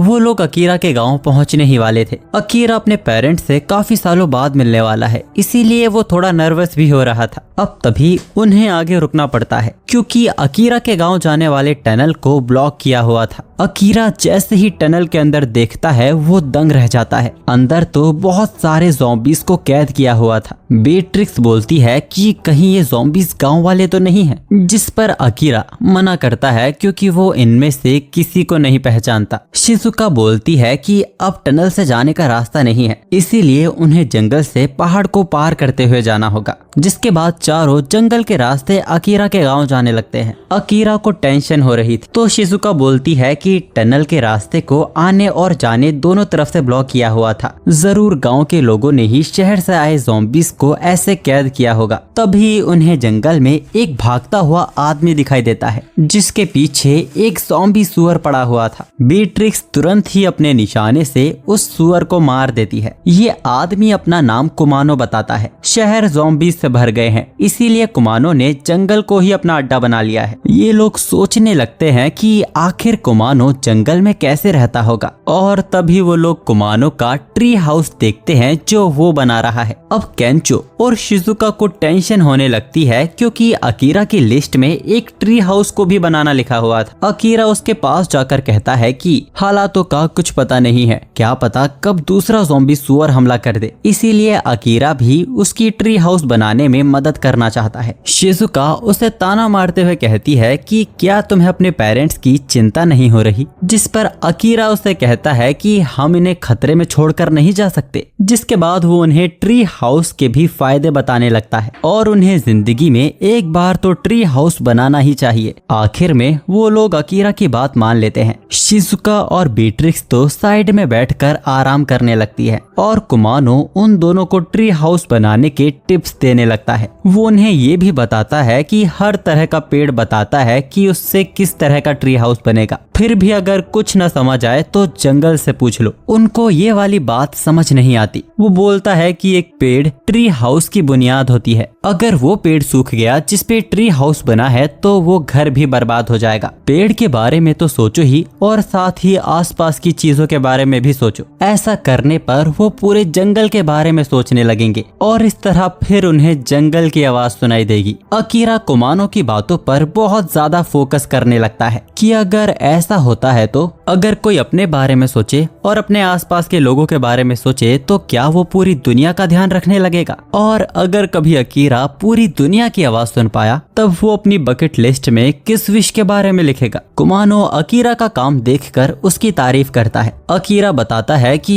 उसका बचपन से सपना था ट्री हाउस में रहने का। इससे कुमानो को अपने वो दिन याद आ जाते हैं जब उसका बेटा उससे ट्री हाउस बनाने की जिद किया करता था। अकीरा उससे पूछता है तो आजकल तुम्हारा बेटा क्या कर रहा है, जिस पर कुमानो अचानक ही बहुत शांत हो जाता है। हमें पता चलता है कि कुमानो की आंखों के सामने उसकी वाइफ ने उसके बेटे को काटा था, जिसके बाद उसे मजबूरन दोनों को ही हथौड़े से मारना पड़ा। कुमानो सोचता था कि उसके पास बहुत टाइम है, जब उसका बेटा बड़ा हो जाएगा और वो रिटायर हो जाएगा तब वो अपने बेटे के साथ ट्री हाउस बनाएगा। लोग कहते हैं कि माता पिता का कर्ज चुकाने में कई बार देर हो जाती है, लेकिन जिंदगी में तो कई बार इसका उल्टा भी हो जाता है। कुमानो के हाथों से उसका बोर्ड छूट जाता है, जिसको अकीरा पकड़ लेता है और उससे बोलता है कि मैं हूं ना यहाँ, हम एक साथ मिलकर घर बनाएंगे। कुमानो वापस से जोश में आ जाता है। अब बस थोड़ा सा ही काम बचा था, जिसके बाद ये लोग ट्री हाउस को कंप्लीट कर लेते हैं। वो लोग बहुत खुश होते हैं और उनके ट्री हाउस में एंजॉय करने लगते हैं। लेकिन अब उनके जाने का भी वक्त हो गया है। कुमानो बोलता है कि वो ये जंगल छोड़कर नहीं जाने वाला। अगर उन्हें कभी भी उसकी जरूरत हो तो बस आवाज दे देना। शिजुका ने सोचा था कि अकीरा यहाँ एक रात गुजारने की जिद करेगा, लेकिन कुमानो की बातें सुनने के बाद अब अकीरा को अपने माता पिता की बहुत याद आ रही है। अब इसके बाद अकीरा उन्हें एक पतले रास्ते से अपने गांव ले जाने लगता है। इस रास्ते को हंग्री जॉर्ज कहा जाता था, क्योंकि अक्सर यहाँ लोग गिर के मर जाते थे। टनल बनने से पहले अकीरा के गांव पहुंचने का बस ये इकलौता रास्ता था। इसके बाद ये सभी लोग एक पुराने पुल को पार करते हैं। अकीरा के अलावा डर के मारे सभी की हालत पतली हो गई थी। अब उन्हें इस बात पे भी पूरा यकीन हो गया था, जिस तरह अकीरा के गांव तक जाने का रास्ता है जरूर वहाँ के लोग सेफ ही होंगे। कुछ देर बाद पहाड़ से उन्हें अकीरा का गांव दिखाई देने लगता है। अकीरा वहीं से उन्हें अपना घर दिखाता है। रास्ते में अकीरा सोचने लगता है कि बड़े होने के बाद उसने कभी अपने पेरेंट्स के लिए कुछ नहीं किया, यहाँ तक कि उसने कभी इन सब के बारे में सोचा भी नहीं। लेकिन आज वो अपने पेरेंट्स के लिए जरूर कुछ करेगा। पर लेकिन गांव के अंदर घुसते ही वो लोग देखते हैं कि गांव तो पूरा खाली है। अकीरा को बहुत टेंशन होने लगती है और वो भागकर अपने घर की तरफ जाने लगता है। घर का दरवाजा खोलते ही वो 4 बूढ़ों को पीकर नाचते हुए देखता है और सारे गांव के लोग भी उसके घर में ही बैठे हुए थे। वो बूढ़े अकीरा को पहचान लेते हैं। अपने माता पिता को सलामत देख अकीरा बहुत ही सैंटी हो जाता है और उसके दिल में जो भी था, जो वो कब से कहना चाहता था, वो अपने पेरेंट्स से कह देता है। वो उनका शुक्रिया करता है दिन रात मेहनत करके उसे इतना काबिल बनाने के लिए। उन्होंने एक एक पैसा जमा किया ताकि उसकी पढ़ाई पूरी हो सके। लेकिन अकीरा एक अच्छा बेटा नहीं है। उसने कभी उनके लिए कुछ नहीं किया। उसने उन्हें हमेशा परेशान किया। वो बहाने बनाता था ताकि उसे अपने गांव वापस ना आना पड़े। लेकिन आज वो अपने माता पिता से इन सभी के लिए माफी मांगता है। ये बात सुन अकीरा के फादर तेंदो उसके पास आते हैं और उसके मुंह पर एक जोर का मुक्का मारते हैं और बोलते हैं कि बाहर के हालात तुमने देखे हैं कैसे हैं और तुम यहाँ इतनी दूर बस ये बातें करने आए हो। तेंदो अकीरा के दोस्तों से कहता है, तुम सभी लोग खतरनाक रास्ते से आए हो ना, सफर में थक गए होंगे, यहाँ बहुत सारे कमरे हैं, जाके आराम कर लो। अकीरा के फादर का ऑरा देख उसके दोस्त इम्प्रेस हो जाते हैं। बाकी बूढ़े भी अपने खेतों में काम करने चले जाते हैं। अकीरा की माँ सभी के लिए बहुत बढ़िया खाना बनाती है और ये सारी सब्जियाँ उनके ही खेतों की थी। सबको उनके हाथों का खाना बहुत पसंद आता है। शिजुका उनसे पूछती है कि वो लोग पेंडेमिक में कैसे रह रहे हैं। अकीरा की माँ बताती है कि उनका गांव पहाड़ों के बीच बहुत अंदर है, इसीलिए गांव के लोग ज्यादा शहर भी नहीं जाते थे और सर्दियों में तो यहाँ के सारे रास्ते ब्लॉक हो जाते हैं। वो लोग यहाँ खेती और शिकार करके आराम से रहते हैं। पेंडेमिक का इनके गांव के ऊपर कोई असर नहीं हुआ है। अब भी ट्रिक्स टनल में फंसे ज़ॉम्बीज़ के बारे में पूछती है। असल में शहर के कई लोग यहाँ जान बचाकर आए थे, लेकिन उनमें से कुछ इन्फेक्टेड भी निकले, जिस वजह से ज़ॉम्बी वायरस उन सभी में फैल गया था। टनल को सील करने के अलावा गांव वालों के पास कोई और चारा नहीं था, लेकिन उनमें कुछ शहर के लोग बच गए थे। और क्योंकि गांव में ज्यादा लोग नहीं रहते और यहाँ कई घर भी खाली हैं, इसीलिए उन्होंने वो घर उन शहरी लोगों को दे दिया। अकीरा को याद आता है कि वो यहाँ अपने माता पिता का कर्ज चुकाने आया है और उसे एक अच्छा बेटा बन के दिखाना है। अकीरा के दोस्त उसका गांव देखने चले जाते हैं और उनको अकीरा का गांव बहुत पसंद आता है। वहाँ अकीरा अपनी माँ को बर्तन मांजने से मना करता है, ये काम वो कर देगा, और अपनी माँ के कंधे दबाने लगता है। अकीरा की माँ उसको थैंक्स बोलती है उसकी मदद करने के लिए, लेकिन सफर करके वो आया है, उसे आराम करना चाहिए। जिसके बाद उसकी माँ वापस अपने काम करने लगती है। अब अकीरा के फादर वहाँ आते हैं और उसे अपने साथ खेतों में ले जाते हैं। अकीरा काम करते हुए अपने फादर से पूछता है कि वो कैसे हैं, क्या उनकी कमर में आज भी दर्द रहता है। वो बोलता है कि खेतों का काम ही ऐसा होता है, खेतों का काम बहुत ही मेहनत भरा होता है, लेकिन अब वो यहाँ आ गया है, वो उनकी हर एक काम में मदद करेगा। अकीरा के फादर कहते हैं कि गाँव के लोगों को एक दूसरे की मदद करनी ही चाहिए, और ये बात गाँव के सभी लोग जानते हैं। यहाँ आके अकीरा ने पूरा जोर लगा लिया, लेकिन वो अपने माता पिता को प्राउड फील नहीं करवा पा रहा है। उसे समझ नहीं आ रहा था कि वो उनके एहसानों को कैसे चुकाए। दूसरी तरफ हम अकीरा के फादर तेंदो को देखते हैं, जिनको शायद खून की उल्टी हुई है। वो बोलते हैं कि मेरे पास ज्यादा वक्त नहीं बचा है। तभी अकीरा वहाँ आ जाता है और तेंदो अपने हाथ को अकीरा से छिपाने लगता है। इसके बाद बाप बेटे वापस घर की तरफ जाने लगते हैं। रास्ते में उन्हें 4 शहर से आए लड़के दिखते हैं। उनमें से एक लड़के को देख अकीरा रुक जाता है। वो शायद उस लड़के को जानता था। वो चारों उसी टनल के पास आ जाते हैं जहाँ ज़ॉम्बीज़ को कैद किया हुआ है। इस लड़के का नाम कांता है और इसकी जिंदगी भी बिल्कुल अकीरा जैसी थी, एकदम मीनिंगलेस। पर जहाँ अकीरा बहुत मेहनत करता था, कांता को काम करना बिल्कुल पसंद नहीं था। अपनी दादी से पैसे लेकर वो उन्हें स्मोकिंग में उड़ा दिया करता था। उसके जीने के तरीके से समाज उसे पसंद नहीं करता था। उसे अपने स्कूल के वो छुट्टियों के दिन याद आते थे जब उसे कोई काम नहीं करना पड़ता था, बस पूरे दिन अपने दोस्तों के साथ खेलना कूदना। उसी दिन कांता एक गली में जाता है और वहाँ वो एक आदमी को किसी को खाते हुए देखता है। उसका सामना एक ज़ॉम्बी से हो गया था। वो बाहर जाकर देखता है तो ज़ॉम्बी पेंडेमिक शुरू हो गया था। जो लोग कांता को बिल्कुल पसंद नहीं करते थे, उनको ज़ॉम्बी बनता हुआ देख कांता बहुत ही ज्यादा खुश हो जाता है। अब वो आजाद हो गया है, उसे काम नहीं करना पड़ेगा। अब उसका हर एक दिन समर हॉलीडे होगा। इसी तरह कांता एक शॉप पर खाना समेटने जाता है, जहाँ उसे कोई हलचल सुनाई देती है। कांता घबराते हुए वहाँ जाकर देखता है, वहाँ उसके ही जैसे 3 लोग छिपके बैठे हुए थे। वहाँ उसे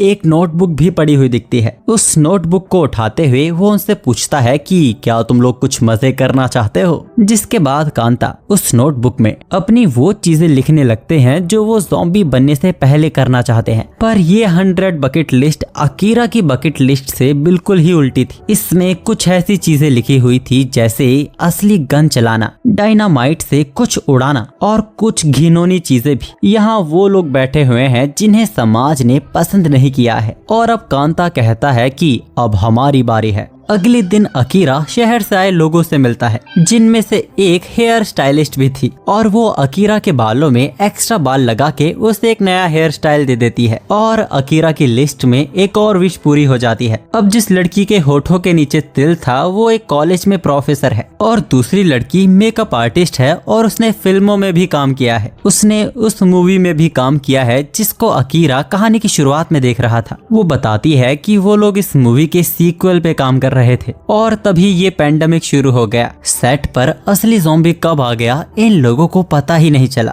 काफी चीजें सहने के बाद ये लोग किसी तरह इस गांव में आए और यहाँ के लोगों ने इनका खुले दिल से स्वागत किया और ये चाहती हैं कि ये इस गांव में हमेशा के लिए रह सके। दूसरी तरफ हम शिजुका को देखते हैं जो चूल्हा जलाना सीख रही थी। अब इन्हें वैसे भी बिना इलेक्ट्रिसिटी के जीना होगा और शिजुका गांव की लाइफस्टाइल को देखकर काफी इम्प्रेस होती है। अब अचानक ही एक बूढ़ा आदमी शिजुका को पीछे से पकड़ लेता है। फिर वो दादी उस बुढ़े को घर से बाहर निकाल देती है। इसके बाद वो दादी शिजुका को बताती है जब से उस बुढ़े की बीवी मरी है तब से वो पागल हो गया है और उसने शिजुका को ही अपनी बीवी समझ लिया था। कोई भी इस बात पे यकीन नहीं करेगा। ये बूढ़ा उनके गांव का सबसे कमाल का हंटर हुआ करता था। अब तभी वहाँ एक आदमी उस दादी से पट्टी या कपड़ा लेने आता है। काम करते दौरान उसका हाथ जख्मी हो गया था। शिजुका उन्हें पट्टी बांधने का सही तरीका बताने लगती है। वो लोग शिजुका को डॉक्टर समझ लेते हैं। फिर क्या, गांव के सभी बूढ़े उसके पास अपनी परेशानियां लेकर आने लगते हैं। दूसरी तरफ केंचो को गांव में नेचुरल खाद देखने को मिलती है जिसको जानवरों के वेस्ट से बनाया जाता है और केमिकल फर्टिलाइजर के मुकाबले ये उन्हें अच्छी फसल देती है। वो बूढ़ा तो केंचो को इसमें डुबकी लगाने के लिए भी कहता है, ये बोलकर कि इसमें डुबकी लगाने वाले की जिंदगी काफी लंबी जाती है। अब तभी केंचो वहाँ एक बच्ची को देखता है जो काफी मायूस बैठी हुई थी। वो बूढ़ा बताता है कि ये लड़की भी शहर से बचकर यहाँ आई है पर लेकिन उसने इस पेंडेमिक में अपने माँ बाप को खो दिया है और परिवार के नाम पर अब उसके पास उसका बस ये कुत्ता ही है। केंचो उसका मूड ठीक करने के लिए उससे बात करने लगता है और उसके सामने जगलिंग करने लगता है। वो उसे बताता है कि वो एक कॉमेडियन बनना चाहता है और जब वो जगलिंग में माहिर हो जाएगा तब वो बिना कपड़ों के इसे इतनी तेज करेगा कि कोई इसके आर पार देख ही ना पाए। वो लड़की पूछती है कि तुम आखिर मुझसे बात ही क्यों कर रहे हो, जिस पर केंचो बोलता है कि लड़कियों को देखकर हेलो बोलना तो तमीज ही है, भले ही वो एक बच्ची हो या एक जवान औरत। केंचो की फ्लर्टिंग देख वो उसे वियर्डो बोलती है और उसकी बात पर हंस देती है। वो लड़की केंचो को अपना नाम अंजू बताती है और उसके कुत्ते का नाम चारो था। इसके बाद हम बीट्रिक्स को देखते हैं जो गांव के वाटर व्हील्स को देख रही थी। इन्हीं व्हील से ही गांव में बिजली जनरेट की जाती है जो कि नदी के बहाव की वजह से चलते हैं। अब उन्हें जंगल से ज़ॉम्बी जानवरों से भी खतरा था, इसीलिए उन्होंने बिजली के फैंस लगाए हुए हैं। इनमें बहुत ही मामूली सा करंट है जिससे किसी को खतरा नहीं और इसी के पास में ही एक मीटर लगा हुआ था जिससे फैंस के वोल्टेज को कम ज्यादा किया जा सकता है। हम देखते हैं कि वो शहर से आई लड़कियां अभी भी अकीरा के घर बैठी हुई हैं और वो बताती हैं कि उन्होंने इस गांव से बहुत कुछ सीखा है। यहाँ पे हर एक काम में समय लगता है, एक दूसरे की मदद के बिना यहाँ सरवाइव नहीं किया जा सकता। फिर भी यहाँ सभी हंसी खुशी मिलकर काम करते हैं। अकीरा दिन भर खेत में काम करता है और केंचो शाम में उससे मिलने आता है। तभी वो दोनों ही कांता को वहाँ से गुजरते हुए देखते हैं। केंचो कांता को हाय करता है, कांता भी उनकी तरफ देखता है और अकीरा को देख गुस्सा हो जाता है और मुंह बनाकर वहाँ से चला जाता है। इसके बाद अकीरा केंचो से पूछता है कि तुम उसे कैसे जानते हो। केंचो उसे याद दिलाता है कि ये तो हमारे ही कॉलेज में पढ़ा करता था, लेकिन उसने 6 महीनों बाद ही कॉलेज आना बंद कर दिया था। हमें पता चलता है कि कांता अकीरा से नफरत करता है क्योंकि वो पूरे टाइम कॉलेज में मस्ती किया करता था। रात में अकीरा अपने पिता के साथ ड्रिंक पीने के बहाने बैठता है और वो वहाँ नोटिस करता है कि उसके पिता काफी कमजोर हो गए हैं, उनका शरीर पहले से पतला हो गया है। अकीरा अपने पिता को बताता है कि जब वो छोटा था तो शहर के सपने देखा करता था, लेकिन यहाँ गाँव वापस आने के बाद उसे गाँव की जिंदगी भी बुरी नहीं लग रही है। अकीरा अपने पिता से कहना चाहता था कि वो उनकी मदद के लिए यहाँ रुकने की सोच रहा है, लेकिन उसकी बात बीच में से ही काटते हुए तेंदो बोलते हैं, हर किसी को अपने सपने का पीछा करना चाहिए। इंसान को जितना बड़ा हो सके उतना बड़ा सपना देखना चाहिए। लेकिन अकीरा ने तो सोचा था कि वो अपने पेरेंट्स का कर्ज चुकाएगा। अब अकीरा अपने पिता से पूछता है कि वो बचपन में क्या बनना चाहते थे। तेंदो आसमान में देखते हुए बोलते हैं कि उनकी ये दुनिया बहुत ही छोटी है और वो इस दुनिया को अंतरिक्ष से देखना चाहते थे। तेंदो का सपना एक एस्ट्रोनॉट बनने का था। तेंदो हमेशा से एस्ट्रोनॉट बनना चाहते थे, लेकिन वो पढ़ाई में अच्छे नहीं थे तो ऐसा कभी हो नहीं सका और दोनों बाप बेटे हंसने लगते हैं। तेंदो अपने बेटे से कहता है कि जितना बड़ा हो सके उतना बड़ा सपना देखना, और इस बात से अलग वो अकीरा से बोलते हैं कि उन्हें उसकी नई हेयर स्टाइल बिल्कुल पसंद नहीं आई। दोनों के बीच काफी मजेदार बातें होती है और इसी के साथ अकीरा की लिस्ट से एक और लाइन कंप्लीट हो जाती है। अब रात के समय कांता और उसके दोस्त बुलडोजर की चाबी चुरा लेते हैं और वो लड़की फेंसिस का वोल्टेज हाई करके उस मीटर को तोड़ देती है। फिर ये लोग टनल के पास जाते हैं और रास्ते से बुलडोजर को हटा देते हैं, जिससे ज़ॉम्बीज आजाद हो जाते हैं और गांव की तरफ आने लगते हैं। हम कांता की बकेट लिस्ट में एक लाइन देखते हैं, उन सभी को ज़ॉम्बीज बना दो जिन्हें तुम पसंद नहीं करते। अब गांव में एक एक करके सभी को पता चलने लगता है कि ज़ॉम्बीज गांव में आ रहे हैं। अकीरा बाहर निकलकर देखता है कि गांव में तो उथल पुथल मच चुकी है और बहुत सारे ज़ॉम्बीज गांव के अंदर घुस आए हैं। तेंदो अकीरा को उसके दोस्तों की मदद करने के लिए कहता है, इधर वो संभाल लेगा। उन ज़ॉम्बीज के बीच कांता भी अपने साथियों के साथ था और गांव वालों को यूं ऐसे भागता देख उसे बहुत ही मजा आ रहा था। शिजुका पर कुछ ज़ॉम्बीज हमला करने वाले थे, लेकिन उसी के मरीज उसे बचा लेते हैं। गांव के शिकारी कुछ ज़ॉम्बीज को मार देते हैं, लेकिन ज़ॉम्बीज की तादाद भी तो बहुत थी, इसीलिए वो भी अंदर जाके छिप जाते हैं। तब कांता डायनामाइट से गांव वालों के घर उड़ाने लगता है। इस तरह कांता भी अपनी लिस्ट को पूरी कर रहा था। दूसरी तरफ केंचो अंजू को लेकर भाग रहा था और उनके पीछे कुछ ज़ॉम्बीज पड़े हुए थे, जिनको बीट्रिक्स आकर मार देती है। ये सभी लोग फेंसिस के पास आके मिलते हैं। इन लोगों के पास ज्यादा वक्त नहीं था। शिजुका सभी गांव वालों को ब्रिज के पास ले जाने के लिए कहती है, पर केंचो कहता है कि पूरा गांव तो इन फैंस से घिरा हुआ है, जिनके अंदर बिजलियां दौड़ती हैं। बीट्रिक्स बताती है कि ये बस ज़ॉम्बीज को दूर रखने के लिए है, इंसानों को इससे कोई भी खतरा नहीं है। केंचो फैंस को छूकर देखता है और उसे चिपक ही जाता है। तब शिजुका केंचो को लकड़ी के डंडे से छुड़ाती है। बीट्रिक्स को पता चलता है कि किसी ने वोल्टेज बढ़ाकर सर्किट को तोड़ दिया है और जो फैंस गांव की रक्षा करता था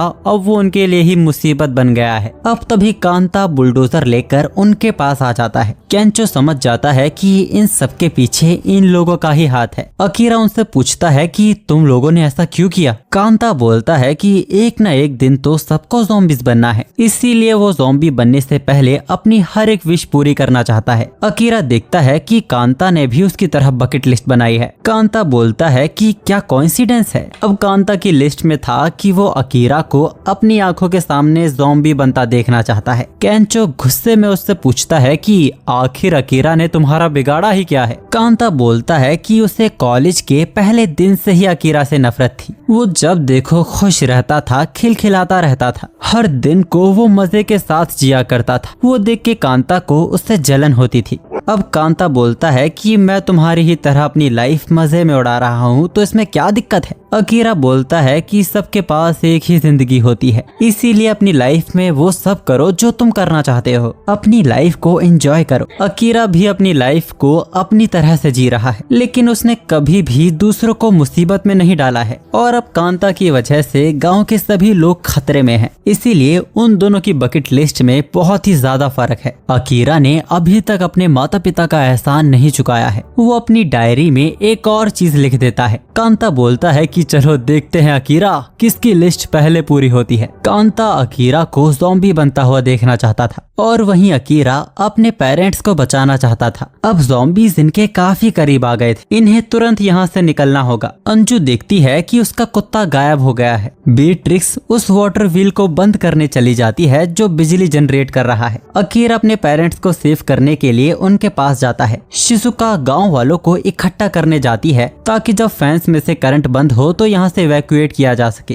केंचो अंजू को भागता हुआ देखता है तो वो उसे सेव करने के लिए उसके पीछे जाने लगता है। केंचो अकीरा से वादा करता है कि वो लोग इस प्रॉब्लम से जिंदा वापस आएंगे। कांता भी अपने दोस्तों को पूरी आजादी दे देता है उन्हें जो भी करना है। अकीरा के पेरेंट्स और वो लड़कियां एक ही जगह छिपे हुए थे और उनके घर को चारों तरफ से ज़ॉम्बीज ने घेर लिया था। दूसरी तरफ अंजू को अपना डॉग मुर्गी फार्म में कुछ गलत करते हुए मिल जाता है और तभी केंचो पीछे से आकर अंजू का मुंह बंद कर देता है, वो ज़ॉम्बीज की नजर में ना आ जाए। इसीलिए केंचो दरवाजे को भी बंद कर देता है, पर यहाँ भी ज्यादा देर रुकना सेफ नहीं था, इसीलिए वो अंजू को लेकर छत पर आ जाता है। पर तभी वहाँ उन्हीं की से कांता का एक साथी आ जाता है। इसका नाम कुरासोगी है और वो केंचो को नीचे गिराने की कोशिश करता है। दूसरी तरफ बीट्रिक्स उस वाटर व्हील के पास पहुंचने ही वाली थी, पर तभी उसी के सामने तनका की दूसरी साथी तोका आ जाती है। वो बीट्रिक्स पे हमला करके उसके सभी हथियारों को तोड़ देती है। तोका बीट्रिक्स को बताती है कि वो अपने कॉलेज टाइम में नेशनल तलवारबाज रह चुकी है, वो उसका सामना इन पुराने हथियारों से तो बिल्कुल नहीं कर पाएगी। बीट्रिक्स भी उसको जवाब देने के लिए अपनी कटाना बाहर निकाल लेती है। दूसरी तरफ शिजुका सभी गांव वालों को भागने का प्लान बताती है, लेकिन वो बोलते हैं कि अब तो वो ठीक से चल भी नहीं सकते हैं, अब उनकी जिंदगी ज्यादा बची भी नहीं है। वो शिजुका को उनकी परवाह छोड़ अपनी जान बचाने के लिए कहते हैं, पर शिजुका उन्हें यूं हार मानने से मना कर रही थी। अब कुछ ज़ॉम्बीज़ उस झोपड़ी में घुसने की कोशिश कर रहे थे। शिजुका उन्हें आवाज देकर अपने पीछे लगा लेती है। इस बार उसने रिस्क के बारे में बिल्कुल भी नहीं सोचा था। उसको लगता है कि ये उन दोनों गधों के साथ रहने का असर हो रहा है। दूसरी तरफ ज़ॉम्बीज़ अब अकीरा का घर तोड़ने लगते हैं उसके अंदर घुसने के लिए, और तभी अकीरा वहां आ जाता है और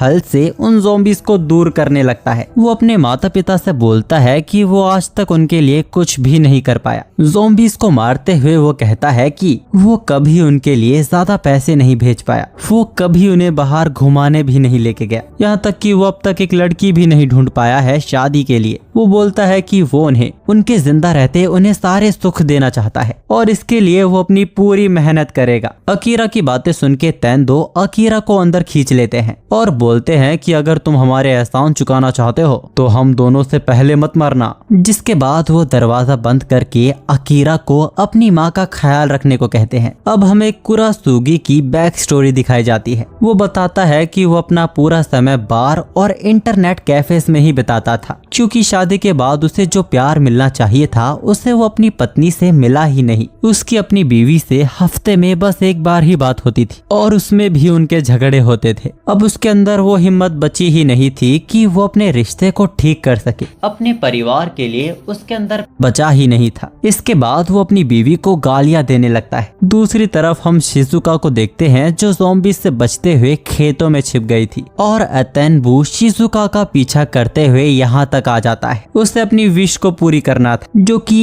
एक लड़की को बहुत ही गहराई तक किस करना है, और अतेनबू की तो यहाँ लॉटरी ही लग जाती है। उसकी इस विश को पूरी करने के लिए उसे बहुत खूबसूरत लड़की मिल जाती है। शिजुका ये कहकर वहाँ से भागने लगती है कि इससे अच्छा तो वो ज़ॉम्बीज़ का शिकार बन जाए। अतेनबू कहता है कि उसकी किस्मत हमेशा से ही खराब रही है, उसे ना तो कभी कोई लड़की मिली और ना ही जिंदगी में कभी पैसा, लेकिन आज वो अपनी सभी इच्छाओं को पूरी करेगा। जिसके बाद हम अतेनबू की बैक स्टोरी देखते हैं। उसे एक रेस्टोरेंट में शेफ की जॉब मिली थी, लेकिन वो बहुत ही लापरवाह था, चीजों को भूल जाया करता था, लेकिन अपनी गलतियां मानने की बजाय वो दूसरों को दोषी ठहराता था और अपनी किस्मत को कोसता रहता था। एक बार तो उसकी लापरवाही की वजह से सिगरेट पीकर उसे ना बुझाकर फेंकने की वजह से पूरे रेस्टोरेंट में ही आग लग जाती है। इसके बाद भी वो अपनी गलती नहीं मानता और किस्मत को कोसता है। इधर बेट्रिक्स और तोका में लड़ाई हो रही थी और बेट्रिक्स उसके सामने कमजोर पड़ रही थी। चैनसो की आवाज की वजह से वहाँ ज़ॉम्बीज़ भी आने लगते हैं, इसीलिए तोका इस खेल को जल्दी खत्म करने का फैसला करती है। बेट्रिक्स उससे पूछती है कि आखिर वो इतना बुरा काम क्यों कर रही है, जिस पर तोका गुस्से में बोलती है कि वो हमेशा सही काम करती है और हमेशा बाकी सब लोग गलत होते हैं। तोका असल में बहुत ही कंप्लेन करने वाली औरत है, जिसको हर एक काम में प्रॉब्लम होती है। उसकी नजरों में वो सही और बाकी सब लोग उसे गलत लगते थे, इसीलिए किसी को भी उसके साथ काम करना पसंद नहीं था। इधर कुरासुगी अपने आप को विक्टिम बता रहा था, जबकि हमें पता चलता है कि जब उसकी वाइफ ने उसके बच्चे को जन्म दिया था तब वो उसके पास नहीं था, यहाँ तक कि उसने कॉल भी नहीं किया था। वो कहता है कि मैं क्या करता, मैं ऑफिस में बिजी था। अब केंचो को उस पर गुस्सा आने लगता है, क्योंकि कभी कुरासुगी ने अपनी तरफ से एफर्ट्स डाले ही नहीं, ना उसने कभी अपनी वाइफ को वैलेंटाइन डे पे विश किया और ना ही उसने उसे कभी थैंक यू बोला उसके घर को संभालने के लिए। उसने कभी अपनी वाइफ के लिए आगे से कुछ किया ही नहीं और सोचता रहा कि वो उसका ख्याल क्यों नहीं रखती है। उन दोनों के बीच दूरियां कुरासुगी की वजह से ही आई थी। कुरासुगी को गुस्सा आ जाता है और वो केंचो को पीछे धक्का मारने लगता है। केंचो कहता है कि अगर ऐसी बात है तो तुम भी मेरे साथ जाओगे, जिसके बाद दोनों ही ज़ॉम्बीज़ के बीच गिर जाते हैं। केंचो सोचता है है कि हम नहीं जानते कि ज़ॉम्बीज उनकी तरफ अट्रैक्ट कैसे होते हैं। वो दिमाग लगाता है, वो अपने सारे कपड़े उतार कर उस खाद में कूद जाता है, जिससे उसकी ह्यूमन स्मेल भी खत्म हो जाती है। कुरासुगी ज़ॉम्बी से बचकर भागने लगता है और सीधा फैन से जा टकराता है। इसके बाद केंचो उस गोबर के गड्ढे से बाहर निकलता है और स्टाइल मारने लगता है कि ज़ॉम्बी बनने से तो बेहतर ही है ना।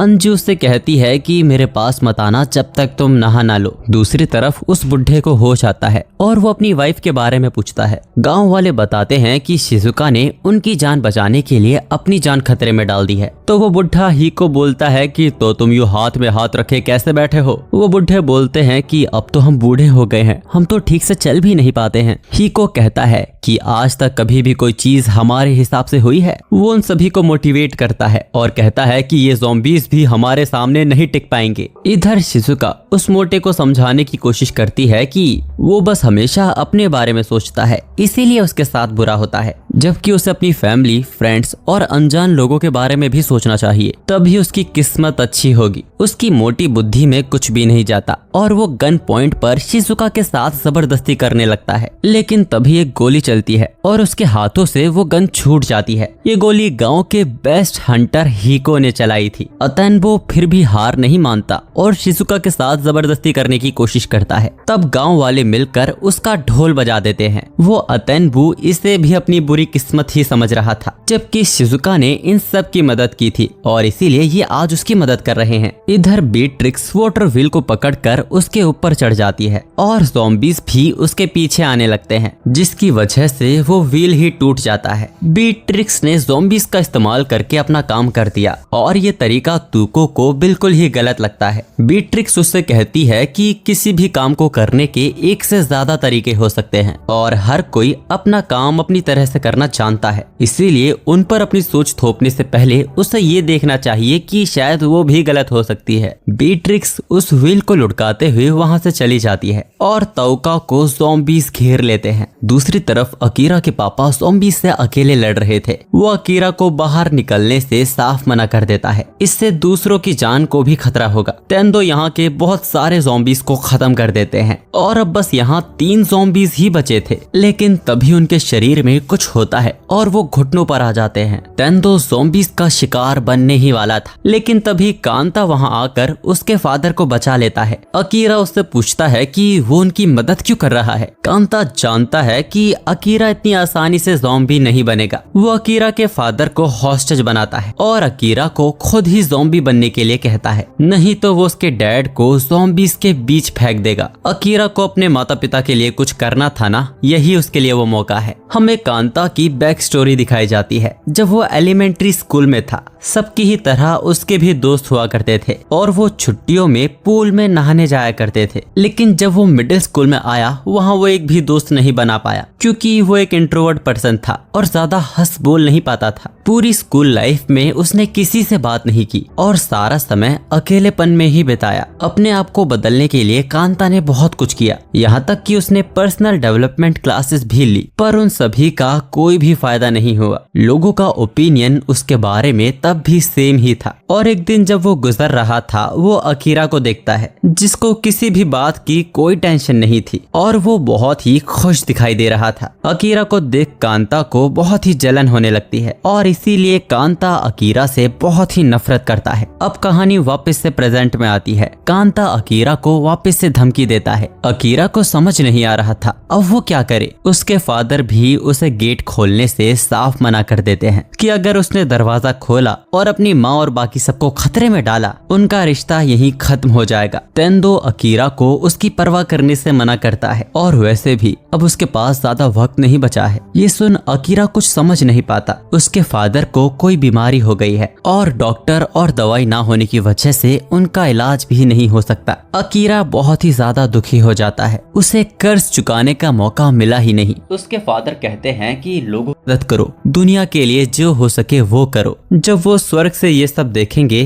तब उन्हें उस पर बहुत ही गर्व होगा। ऐसे वो उनके मरने के बाद भी कर्ज चुका सकता है। अकीरा को वो सारे अच्छे पल याद आने लगते हैं जो उसने गांव में आके जिए हैं। कुछ देर बाद हम देखते हैं कि अकीरा ने घर का दरवाजा खोल दिया है और तीनों ज़ॉम्बीज घर के अंदर घुस आते हैं। अंदर से अकीरा के चिल्लाने की आवाज आती है और फिर कुछ कुछ देर बाद अकीरा ज़ॉम्बी बन के बाहर निकलता है। ये देख कांता की खुशी का ठिकाना नहीं था। जिस बंदे को वो बिल्कुल पसंद नहीं करता था, जिसकी मुस्कान देखकर उसे चिढ़ होती थी, वो आखिर ज़ॉम्बी बन गया है और अब वो कभी मुस्कुरा नहीं पाएगा। अकीरा बुलडोजर के पास आ गया था। अब वो कांता को पकड़कर नीचे खींच देता है। कांता को समझ नहीं आ रहा था कि ये कैसे हो गया। अब कहानी थोड़े वक्त पहले जाती है, जब अकीरा सभी को वो अपना डेंजरस प्लान बताता है। जो लड़की फिल्मों में मेकअप करती थी, वो अकीरा का भी मेकअप करती है और उसे एकदम ज़ॉम्बी जैसा बना देती है। इसके साथ अकीरा का कॉस्प्ले करने वाला ड्रीम भी पूरा हो जाता है। अब अकीरा गेट खोलकर तीनों ज़ॉम्बीज को अंदर आने देता है और नकली की चिल्लाने की एक्टिंग करता है। पीछे से लड़कियां उन ज़ॉम्बीज को मार देती हैं, जिसके बाद अकीरा ज़ॉम्बी बनने का नाटक कर बाहर आता है। अब अकीरा कांता से पूछता है कि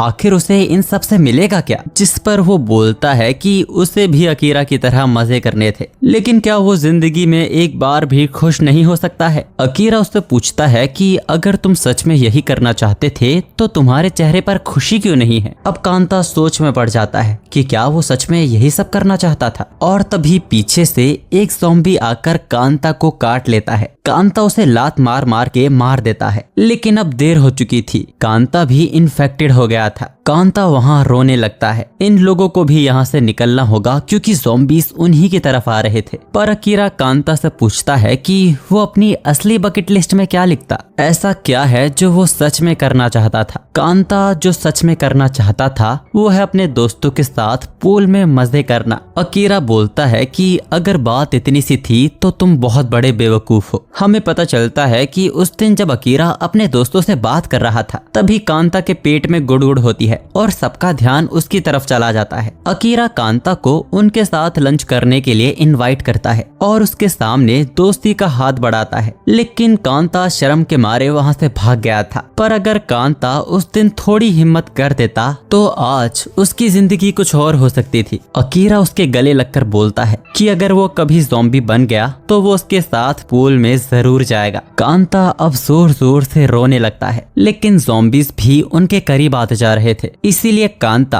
अकीरा को धक्का देकर वहाँ से भाग जाता है। कांता को पछतावा हो रहा था, उसे अपने वो दिन याद आ रहे थे। आखिरी पलों में वो अकीरा को पूल में महसूस करता है और उस नदी में छलांग लगा देता है। दूसरी तरफ सभी लोग फेंस तक तो पहुँच गए थे, लेकिन गाँव वालों के लिए इनको पार करके जाना भी मुश्किल है। तभी बीट्रिक्स वहाँ आती है, जो इस चरखे को रोक नहीं पा रही है। वो उस व्हील को उन फैन से टकरा कर रास्ता बना देती है और सभी लोग ज़ॉम्बी से बचकर वहाँ से भागने लगते हैं। लेकिन आगे जाके उन्हें देखने को मिलता है कि ब्रिज तो टूट गया है। यहाँ से निकलने का ये इकलौता एक रास्ता था और अब ज़ॉम्बीज भी उनके करीब आने लगे हैं। तभी कुमानो वहाँ आता है और उनकी तरफ ब्रिज फेंक देता है। कुमानो ज़ॉम्बीज की आवाज सुनकर इसी तरफ आया था और उसने देखा कि ब्रिज तो टूट गया है, जिसके बाद उसने जल्दी से नया पुल बना दिया। अब अकीरा और केंचो जल्दी से पुल की रस्सी को बांध देते हैं और सभी गांव वाले ब्रिज को पार कर लेते हैं। दूसरी तरफ केंचो और अकीरा ही रह गए थे। केंचो और अकीरा मुस्कुराते हुए पुल की रस्सी को लेकर खाई में कूद जाते हैं ताकि ज़ॉम्बीज पुल को पार करके यहाँ ना आ सके। दोनों ही पहाड़ी से जोर से जाके लगते हैं, लेकिन उन्होंने अपने आप को संभाल लिया था। ऊपर चढ़ते हुए अकीरा केंचो को भी बताता है कि कांता को बस एक दोस्त चाहिए था, जिस पर केंचो भी उसे बेवकूफ कहता है। अकीरा कहता है कि जब वो उस कंपनी में काम कर रहा था उसने भी खुद को खो दिया था। उसका भी हर एक दिन नर्क जैसा होता था। हो सकता था कि वो भी कांता की तरह एक डार्क बकेट लिस्ट बना ले। इसीलिए इतना कुछ होने के बाद भी अकीरा को कांता से कोई शिकायत नहीं है। इसके बाद तेंदो अकीरा से कहते हैं कि उसने बहुत अच्छा काम किया, उसकी वजह से वो सभी लोग जिंदा हैं और उसे अपने बेटे पे बहुत गर्व है। ये सुन अकीरा बहुत खुश होता है और अकीरा की पेरेंट्स का कर्ज चुकाने वाली लाइन भी उसकी बकेट लिस्ट से पूरी होती है। कुछ दिनों बाद गांव के ज़ॉम्बीज को अट्रैक्ट कर वो लोग वापस से टनल में कैद कर देते हैं और वापस से अपने गांव को सुधारने में लग जाते हैं। कुमानो भी इसमें उनकी मदद कर रहा था और उनका गांव बहुत जल्द वापस पहले जैसा हो जाएगा। वो दादी शिजुका को शुक्रिया कहती है उन बूढ़ों का इतना ख्याल रखने के लिए। दूसरी तरफ अंजू भी केंचो के साथ मिलकर फेंस को ठीक कर रही थी। अंजू को इतना जोश में में देख केंचो भी हैरान होता है कि वो कितना बदल गई है। वो कहती है कि वो ज़ॉम्बीज़ की वजह से कब तक रोती रहेगी। वो इन सब से आगे बढ़ गई है क्योंकि एक हंसमुख लड़के ने उसके चेहरे पे मुस्कान वापस ला दी है। वो केंचो को स्टैंड अप कॉमेडियन कहते हुए उसका थैंक यू करती है और ऐसे केंचो की भी स्टैंड अप कॉमेडियन बनने वाली विश पूरी हो जाती है। अब तक रात हो चुकी थी। अकीरा अपने पिता के पास बैठा हुआ था। उसकी माँ उसे बताती है कि अकीरा के शहर जाने के बाद उसके पापा